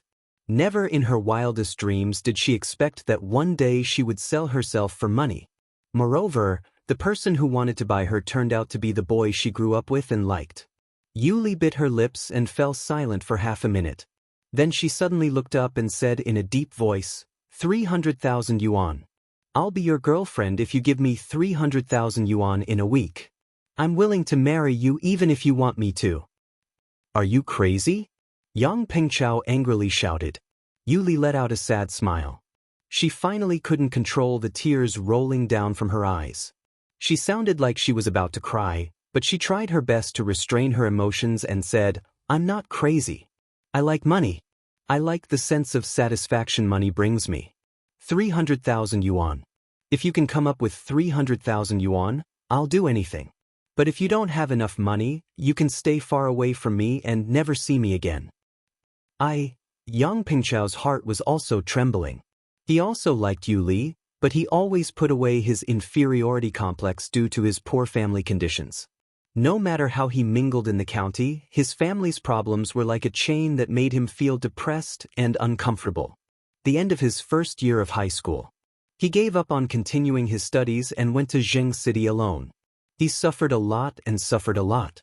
But he kept one thing in mind, that was to make money and wait for Yuli in Zheng City. It was because Yuli said that she needed to rely on Zheng City's university for the college entrance test, and he needed to have the ability and money to protect her while she was in university. However, it was 300,000 yuan. Even if he racked his brains to scrape together the money, he could only get a few 100,000 yuan at most, which was less than half of the 300,000 yuan. A trace of contempt could be seen in Yuli's eyes. Although she didn't want to look at Yang Pengchao with such eyes, she had to do it. She needed money. She needed money to save her life, and this life belonged to her mother, who she was dependent on. Hee. With a cold laugh, Yuli restrained herself from looking at Yang Pengchao again. She brushed past him and walked into the distance. Yang Pengchao opened his mouth many times. The words he wanted to say were just at the tip of his tongue, yet he couldn't spit them out. His lack of money was like a knife stabbing into his heart. However, he vaguely guessed some questions, such as why Yuli was so anxious to ask for 300,000 yuan. Mingzi, after this cigarette, I'm going back to the city. Keep an eye on Yuli for the next 7 days. If anyone dares to bully her, contact me immediately. Yes. Mingzi nodded heavily. The two of them returned to the dilapidated kiosk and sat down on the folding stool outside. As he puffed out the smoke, Yang Pengchao grabbed a newspaper and fanned it a few times. What a pity! Mingzi seemed to have thought of something and shook his head with a wry smile. In order to distract himself, Yang Pengchao asked, "What's the pity?" Mingzi said, "It's a pity that we don't have money. Plus, let alone money, even if we have some treasures at home, we can immediately become billionaires. Big brother Pengchao, say, why didn't my family's ancestor leave a jade sculpture for us descendants?" Yang Pengchao frowned and said, "What nonsense are you talking about? I don't know what you're talking about." Mingzi rolled his eyes and grabbed the newspaper in Yang Pengchao's hand. He placed the headline on the front page in front of Yang Pengchao and said, "What did I say? Look at it yourself and you'll know." Yang Pengchao looked at it. In just a few seconds, his pupils suddenly shrunk and a look of ecstasy burst from his eyes. He didn't even greet Mingzi and dashed toward the direction where Yuli left. Yuli. A few minutes later, Yang Pengchao caught up with Yuli. Yuli's complexion was still a bit pale. She looked at Yang Pengchao, who was blocking in front of her, and said, "What else do you want to say?" Yang Pengchao seriously said, "You just need to answer my question sincerely. If I still can't give you 300,000 yuan after answering, I promise I won't pester you for the rest of my life." "Ask away." Yuli took a deep breath and said. Yang Pengchao asked, "I want to know, why are you so anxious to get 300,000 yuan? Yuli said, "To treat my mom." Sure enough, Yang Pengchao had just thought about this reason. Now that he heard Yuli's answer, he excitedly hugged her and said with a trembling voice, "I know you're not the kind of woman who loves vanity. Come with me. We'll go to Shanghai and attend the temporary appraisal meeting held by the Grand Fortune Jewelry. I guarantee that I'll give you more than 300,000 yuan in a week. Even if you want 3 million, 30 million, or even 300 million yuan, I'll give it to you." "You're crazy." Yuli pushed Yang Pengchao away and shouted. Yang Pengchao put the newspaper in front of Yuli and said in a deep voice, "I don't know if you've seen the contents of this newspaper before, but I can tell you clearly that I have a jade carving. It's a jade monkey, one of the 12 zodiac carvings." Yuli's eyes widened. She looked at Yang Pengchao with disbelief and asked with a trembling voice, You really have a jade monkey?" "That's right," said Yang Pengchao solemnly. "This newspaper has the image of a jade dragon and a jade tiger. The whole body is red and the carvings are vivid and lifelike. My jade monkey is also red in color and the carvings are very exquisite. It's very similar to the jade dragon and tiger in the pattern. It's part of a set." Yuli's lips squirmed. After a long while, she spat out a sentence, "I'll go with you." Northeast Black Market. Chen Jianxi had been standing in front of the old man's door for 4 hours. Despite his strong physique, he still felt uncomfortable under the hot sun at noon. Scram far away. You want the jade ox? Wishful thinking. The old man's cursing voice came from the courtyard. "I have no other choice, Dad." Chen Jianxi begged. Little Lin wants to marry a wife, your house and courtyard need to be repaired, and Yaya still needs to study. All of these need money. Do you have the heart to watch your grandson be a bachelor for the rest of his life? Do you have the heart to watch your granddaughter drop out of school and go home? Dad, that jade ox is just for show. It can't be eaten or drunk, so it's better to sell it to the grand fortune jewelry. No sound came from the courtyard for a long time. Finally, as the courtyard door opened, a white-haired old man forcefully threw out a box wrapped in yellow cloth and smashed it on Chen Jianxi. He angrily scolded, "Take the thing and scram. Don't hang around in front of me in the future. I only have this old thing left. I didn't expect that it would be gone in my generation. What a sin." Chen Jianxi held the thing in his arms and knelt in front of the old man. After knocking his head a few times, he got up and turned to run away. The capital. In a residential building near the horse bridge outside the 6th Ring Road, Mo Xiaohan was playing with the jade chicken in her hand. There was a hesitant look on her pretty face. She was not short of money. As a senior white-collar worker in a foreign company in the capital, her income was very considerable. Coupled with the good conditions of her family, it was not a problem for her to live a well-off life. However, she was shocked by the sky-high price of $100 million. She never thought that she would have the opportunity to get the astronomical wealth of $100 million in this life. She never thought that the jade chicken left to her by her mother before she died would be so valuable.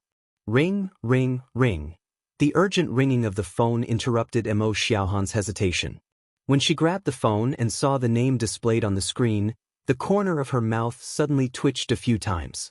10 seconds later, she pressed the answer button and said, "Manager Liu, don't you be... Why did you skip work today? When can you give me the proposal I want? Outrageous. You're really going against the heavens." A middle-aged man's angry shout came from the phone. Mo Xiaohan quickly said with a smile, "Manager Li, I really have something to do today. I've only written half of the proposal. Can you give me 2 more days?" "Bullshit. I've given you almost a week, and you're telling me that you've only written half of it? Mo Xiaohan, if you can do it, then do it. If you can't, then pack up and get lost. Half an hour. I'll give you half an hour. If you don't appear in front of me within half an hour, I'll let you know how many eyes I have." The roar came from the phone again. Mo Xiaohan's complexion changed. A burst of anger erupted from her chest as she shouted, "Get lost then. This great aunt doesn't want to serve you anymore. Get someone to throw away all of my things in the company. I'm too lazy to go to the company to see how many eyes you have." After saying that, she hung up the phone angrily and had an idea in her mind. Go to Shanghai, Fukang Province. Inside a European-style villa, Zhang Muyuan looked at the financial statements in front of him with a frown. He pulled out a few strands of his remaining hair. Ever since the economic crisis began a few years ago, the business of his company had been deteriorating year by year. Now, there was a cash flow problem. Money. It would be great if a windfall fell from the sky. Zhang Muyuan smoked the last cigarette in his pack. After rubbing his temples, he took out his mobile phone and opened his WeChat. Many of his old friends were there, many of whom were rich businessmen. But after thinking about it for a long time, he found that he didn't know who he should borrow money from. "I usually have friends all over the world. Only when I'm in trouble do I realize that they're all fair-weather friends." Zhang Muyuan shook his head helplessly. Just as he was about to throw his mobile phone on the table, a message suddenly attracted his attention. To be precise, it should be the 2 jade carvings on the message. Jade dragon? Jade tiger? Zhang Muyuan's eyes widened. After carefully looking at it for a while, he shifted his gaze to the text above. When he finished reading the content above, the frown had completely disappeared and was replaced by ecstasy. $100 million. Zhang Muyuan staggered out of the room and quickly sprinted to the study. He grabbed a box from the corner and carefully opened it. What appeared in front of him was a lifelike, crimson-red jade rabbit.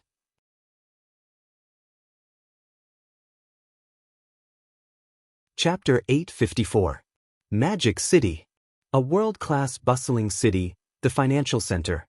However, the Grand Fortune Jewelry's sky-high treasure hunt had attracted the attention of the whole country.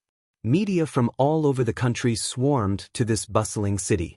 Countless antique collectors, people who liked jade, experts who studied jade carving, and even some businessmen all came to this bustling city. At Paradise Manor. In the past, this high-end dining, leisure, and entertainment venue was now full of guests. Countless people had booked the hotels, inns, and even the farmhouses in the vicinity of Paradise Manor. Even though there were so many guest rooms, the supply still couldn't meet the demand. Many people couldn't find a place to stay, so they simply set up tents outside the Paradise Manor and waited for the person with the 12 zodiac jade carvings to appear. Who can become a billionaire? This topic had been hyped up and became extremely popular, but it was getting more and more intense. Inside the VIP building of Paradise Manor, Hao Lei, who had become a household name, sat by the window with a frown and looked at the surging tide of people outside without uttering a word for a long time. Pa! The door was pushed open as Chi Nen came in with a smile. She looked at the surprised Hao Lei and giggled. How does it feel to be a big star, big sis Lei? Aren't you intoxicated and enjoying the taste of fame? Had I known that I'd be happy like this, I wouldn't have agreed to it even if you beat me to death, said Hao Lei with a forced smile. Enjoying it? This was simply suffering, a very torturous thing. I'm afraid I'll be affected if I want to carry out any tasks in the future. But you, how did you come here? Haven't you been cultivating in seclusion at the HQ in Jingmen Island? The smile on Chi Nan's face turned thicker. She gently stepped forward and gave her a hug, saying with a charming smile, I can't always cultivate in seclusion, can I? It's time to go out, so I naturally have to come out for some fresh air. In fact, I didn't expect that I would hear such an interesting thing when I just returned to Shanghai. Hao Lei rolled her eyes and snappily said, I think you're gloating over my misfortune. How am I gloating over your misfortune? Chi Nen giggled. I just feel sorry for you. Hao Lei thought for a while and said, how about I ask the boss to give you the work here? It's not a problem to use the name of Grand Fortune Jewelry. I just need to announce to the public that you are the one who has spent a lot of money to find the 12 zodiac jade carvings. No. The smile on Chi Nan's face froze. She waved her hand and said, Sis Lei, my good sister, please let me go. I'm not suitable for this kind of thing where I show my face in public. Besides, since the boss has been handed over to you, and you have become a well-known figure, how can I have the nerve to blindly follow you? The boss will reprimand us. Hao Lei shook her head and sighed, I'm so unlucky. He really took the blame for the boss. Chi Nan curiously asked, Sister Lei, why does the boss want to find the 12 zodiac jade carvings? A zodiac jade carving cost $100 million, which was simply a sky-high price. Does the boss think that having too much money is a burden? Do you want to burn money for fun? Hao Lei hesitated for a moment before replying in a low voice, I don't know about this either. I didn't dare to ask Mo after seeing him. Nan, we all know the boss's personality. If he doesn't tell us personally, we can't say anything even if we're curious. I got it. Chi Nan quickly nodded. Nan, according to my understanding of the boss, he will never do something as boring as burning money for fun, even if he recently made a windfall, said Hao Lei. I feel that he must have his own purpose. Or perhaps, those zodiac jade carvings are not ordinary objects. I'm afraid it's worth $100 million. That's right. The boss never makes a losing deal, agreed Chi Nan. But you said that the boss recently made a windfall. What's the situation? It can be said that the bloodkin of Europe's Salzburg made a deal with the boss. The boss sold them 100 medicinal pills, and they took out 20 billion pounds, or items of equal value, or cultivation resources useful to us. Hao Lei smilingly said, 20 billion pounds? Even though Chi Nan knew some large transactions, she was still shocked. In the past, she knew that some big deals were only worth tens of billions, and they were all in RMB. But she had never heard of a transaction worth 20 billion pounds, nearly 200 billion renminbi. Sister Lei, those bloodkin are all fools, aren't they? Why do they need to spend so much money to buy 100 medicinal pills? Or do they have too much money to burn? Those medicinal pills that the boss took out are very helpful to the bloodkin, said Hao Lei smilingly. I heard that Shanjena, the bloodkin who stayed in the Paradise Club before, got great benefits. Chi Nan suddenly understood and sighed. It seems that the bloodkin are really going all out to become stronger. At the entrance of the Paradise Manor, Yang Pingchao and Yu Li ran while panting. The hot weather made them hungry, thirsty, and exhausted since they didn't have breakfast and lunch. Yang Pingchao, holding a black leather bag, and Yu Li squeezed through the large number of media personnel outside and came to the gate blocked by dozens of security guards. "Two gentlemen, please show your Paradise Manor's VIP membership card." Jean Shi, who temporarily acted as the security team captain, coldly stared at Yang Pingchao and Yu Li and spoke. Yang Pingchao and Yu Li exchanged glances. After hesitating for a moment, they said, "Hello, we don't have your VIP membership card." "It doesn't matter if you don't have it," said Jean Shi. "You only need to pay 2 million to apply for a Paradise Manor VIP membership card." Of course, 2 million is equivalent to saving it in your VIP membership card, and you can spend it in the Paradise Manor. 2 million? Yang Pingchao was secretly speechless. He looked at Jean Shi's indifferent expression and quickly turned to look at the hundreds of media personnel nearby. Then he whispered, "We're actually here to sell something. Isn't Hao Lei, the general manager of Grand Fortune Jewelry, in this Paradise Manor? We want to find her." Jean Shi's expression moved and he immediately said, "Please come with me, two gentlemen." 10 minutes later, Jean Shi led Yang Pingchao and Yu Li to the temporary VIP lounge and said, "I've just informed Manager Hao. She'll be here soon. Please take a rest here first." "Thank you." Yang Pingchao and Yu Li hurriedly replied. Both of them came from the bottom of society and had never been to such a luxurious place. They were shocked along the way. With Jean Shi's departure, only the two of them were left in the hundreds of square meters VIP lounge. Yang Pingchao turned to look at the tea table in front of the huge sofa, as well as several exquisite pastries placed on it. Gurgle, Yang Pingchao's stomach growled. He awkwardly looked at Yu Li and hesitated for a moment before asking, "Are you hungry? There are pastries and tea on the table. You can eat some first if you're hungry." Yu Li endured the feeling of hunger as she shook her head and worriedly said, "Let's not eat. If we have to pay for the food here, we—" Yang Pengchao interrupted her and pulled her to the sofa to take a seat. He then brought 2 plates of pastries and drinks and said, "It's all right. We don't have to worry about not having money to spend here as long as they're willing to buy my jade monkey. Besides, you can eat it if you're hungry. I can afford these pastries and drinks even if I can't sell the jade monkey." "Alright." Yu Li felt warm inside and silently took it. Creak, as the VIP lounge's door was pushed open, Hao Lei led 4 experts of the Everlasting Feast Hall in black suits and strode inside. When she saw Yang Pingchao and Yu Li hurriedly getting up from the sofa with pastries and drinks in their hands, a surprised look flashed in her eyes. She smilingly stepped forward and asked, "Hello, I'm Hao Lei, the general manager of Grand Fortune Jewelry. I just heard that you have the 12 zodiac jade carvings. May I know if it's true?" Yang Pengchao put down the pastries and drinks. Hao Lei's aura and the 4 big men in black made him a bit nervous, so he braced himself and said, "Yes, I have the jade monkey. Please have a seat. No need to be nervous." Hao Lei smiled. After taking a seat, "May I know how to address you, sir?" asked Hao Lei with a smile. "I'm Yang Pengchao, and she's Yu Li," Yang Pengchao hurriedly said. "Mr. Yang, since you said you have the jade monkey, I wonder if you can let me see it first?" Hao Lei said with a smile. Yang Pengchao hesitated and didn't immediately take out the jade monkey. Instead, he hurriedly asked, "The newspaper said that you're willing to spend $100 million to buy the 12 zodiac carvings. Is it true? What if I give you the jade monkey and you don't give me the money?" "You don't need to worry about money, little brother," said Hao Lei with a charming smile. "Our boss doesn't lack integrity. As long as the jade monkey you bring is what our boss needs, we'll definitely pay you $100 million.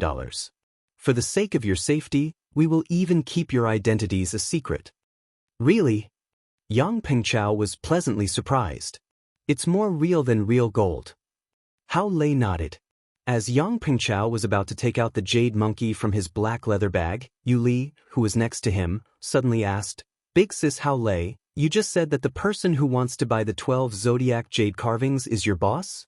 But I've checked your information on the internet. It's written that you're the general manager of Grand Fortune Jewelry. You're still students, aren't you?" Hao Lei said with a smile. General manager and big boss are two different concepts. I'm just the general manager responsible for managing the Grand Fortune Jewelry business, not the real boss. Of course, if the jade monkey you bring is real, you'll see our boss. Yu Li suddenly realized and nodded with a bit of embarrassment. Yang Pingchao took out the jade monkey from his leather bag and handed it to Hao Lei, saying, "This is the jade monkey. I bought it for 200 yuan. 200 yuan? Hao Lei stared blankly for a moment. Her eyes lingered on the jade monkey a few times before she took it and carefully appraised it. She had seen the jade dragon and jade tiger in the hands of her boss, Tan Xiu. She also learned from Tan Xiu that there was a gray mark on the head of each zodiac jade carving.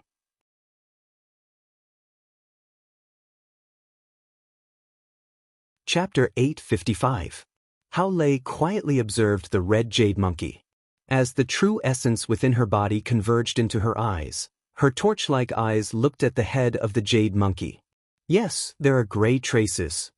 Hao Lei's eyes revealed a pleasantly surprised look. She immediately put the jade monkey on the coffee table in front of her and took out her mobile phone to dial Tan Xiu's number. "Boss, I found the jade monkey. Wait for me." Hao Lei hung up the phone and looked up at the nervous Yang Pingchao and Yu Li. She smiled and said, "You don't need to worry. I've just appraised this jade monkey. If I'm not mistaken, it's one of the zodiac jade carvings our boss is looking for. Of course, the final decision is in the hands of our boss. He'll rush over immediately. Once our boss has confirmed it, we'll transfer the money on the spot and 100 million US dollars will be sent to your account soon." "That's great," Yang Pingchao exclaimed in surprise. "Little brother, I just heard you say that you bought this jade monkey for 200 yuan? Hao Lei said with a smile. "Can you tell me about the situation at that time?" Yang Pingchao somewhat regretted mentioning this matter. He was afraid that Hao Lei or her boss wouldn't give him the 100 million US dollars after knowing that he only spent 200 yuan to buy the jade monkey. "Forget it. Even if they don't give me 100 million US dollars, I'm willing to sell it as long as they can give me more than 1 million renminbi." Yang Pingchao set a price for himself. Subsequently, he looked at Yu Li and said, "Actually, I've liked Yu Li since I was a freshman in high school. I wanted to give her a gift on Valentine's Day, so I looked for it everywhere. I originally planned to buy it in a boutique store, but then I found this jade monkey on a roadside stall. I thought it was very beautiful and it only cost 200 yuan, so I bought it. But on Valentine's Day in high school, Yu Li asked for leave and didn't come to class. In the end, I didn't give this jade monkey to her and just left it in the bookshelf at home." A trace of joy appeared in Yu Li's eyes as she asked, "You were a freshman in high school." Yang Pingchao grabbed Yu Li's hand and didn't let go despite her struggling twice. He nodded and said, "I liked you since junior high school. It's also because of you that I was admitted to a key county high school." Hao Lei looked at the two children in front of her and found that their emotions were very sincere. She smiled and said, "You two little guys are really good. I can also see that you like each other. Also, you guys are very lucky.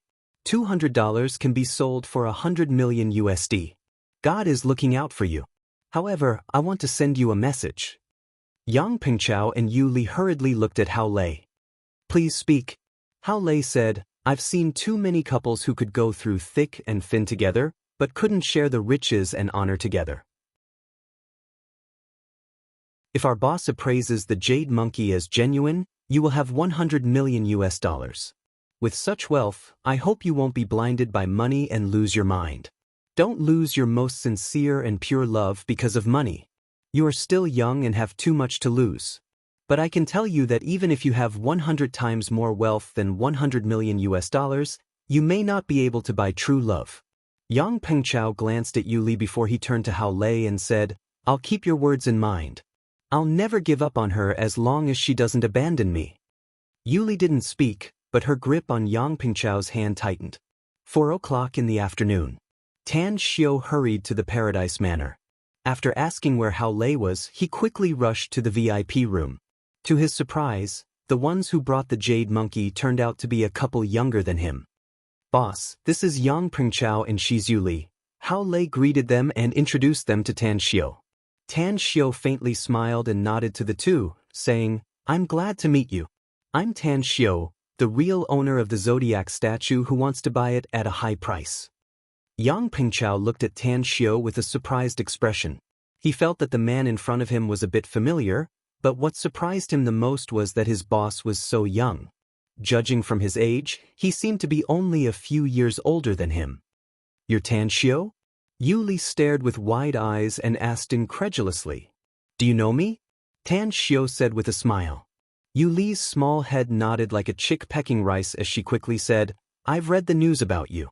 You're not only the famous young divine doctor of Star City Chinese Medical Hospital, but also a true philanthropist."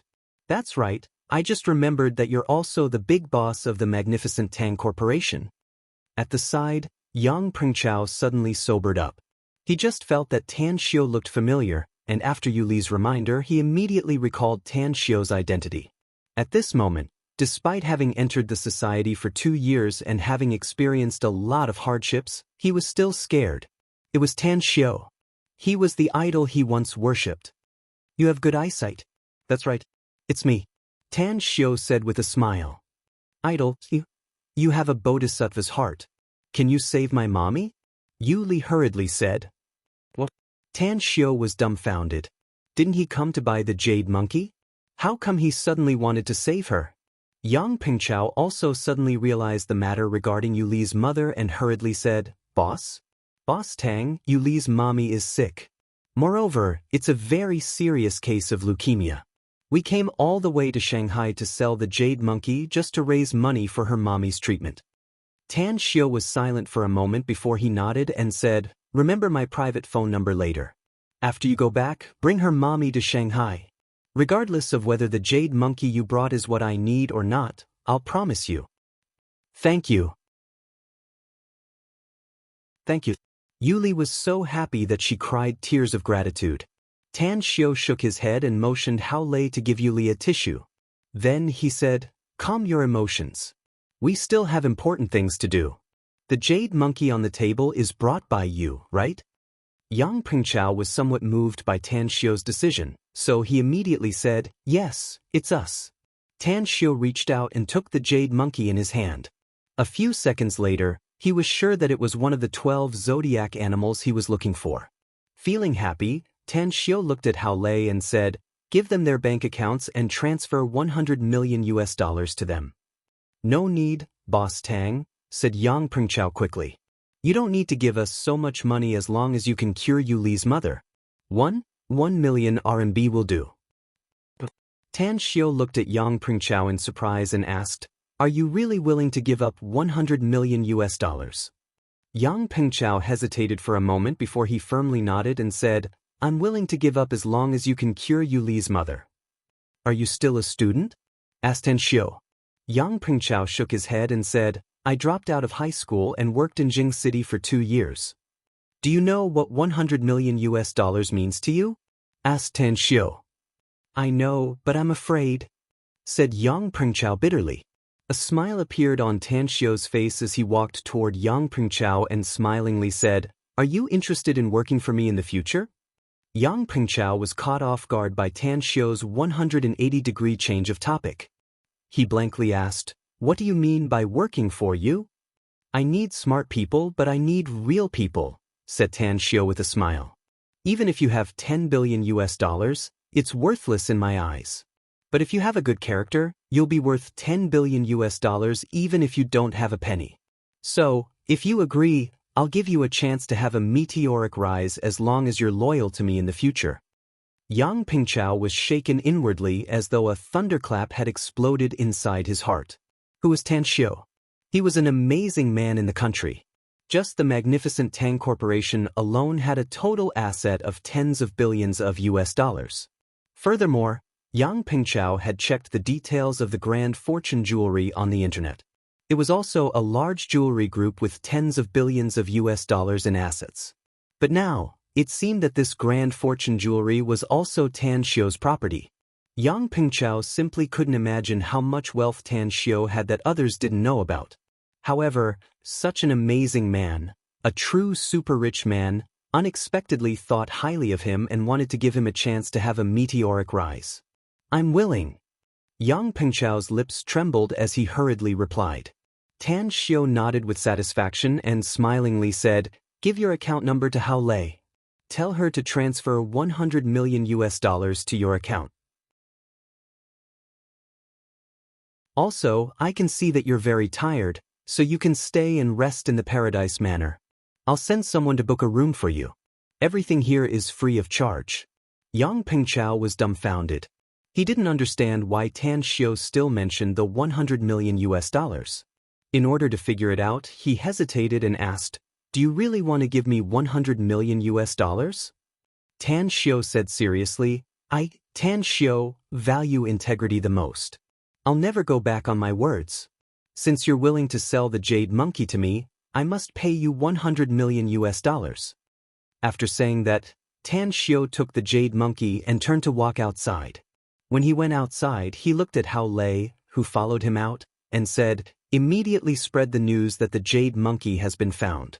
Because the seller wants to keep it a secret, we can't disclose his identity." Hao Lei respectfully said, "All right." Tan Xiu said, "In addition, since Yuli's mother is coming to Shanghai to see me for treatment, send someone to go back with them, so that it's convenient to take care of her." Hao Lei smiled and said, "Boss, Qinan has just returned to Shanghai. Why don't you let her go?" Tan Xiu was surprised and said, "Qinan is back? That's fine. Let her take some people and take good care of the patient on the way." In the VIP lounge, Yang Pingchao felt as though he was dreaming. He felt dizzy for a long time before he muttered to himself, "Today is the most unreal day I've ever had since I was a child. Yuli, try twisting me. I want to see if I'm dreaming or not." Yuli didn't twist him, but very seriously said, "You're not dreaming. It's all real. It's just that we didn't expect that the real buyer turned out to be Tan Xiu." Yang Pingchao looked at Yuli, nodded and said, "As long as Tan Xiu can cure your mother's illness, I'll accept it even if he doesn't give me a penny. As long as you're willing to be my girlfriend and marry me in the future, it's worth it." You're tuning in to the Passion Pages YouTube channel. We're so grateful for your support, and don't forget to subscribe to join us on this incredible journey through captivating stories. Your generosity through donations truly makes a world of difference, as it's the primary source of revenue that allows me to expand and enhance this channel for you. Thank you from the bottom of my heart for being a part of this adventure.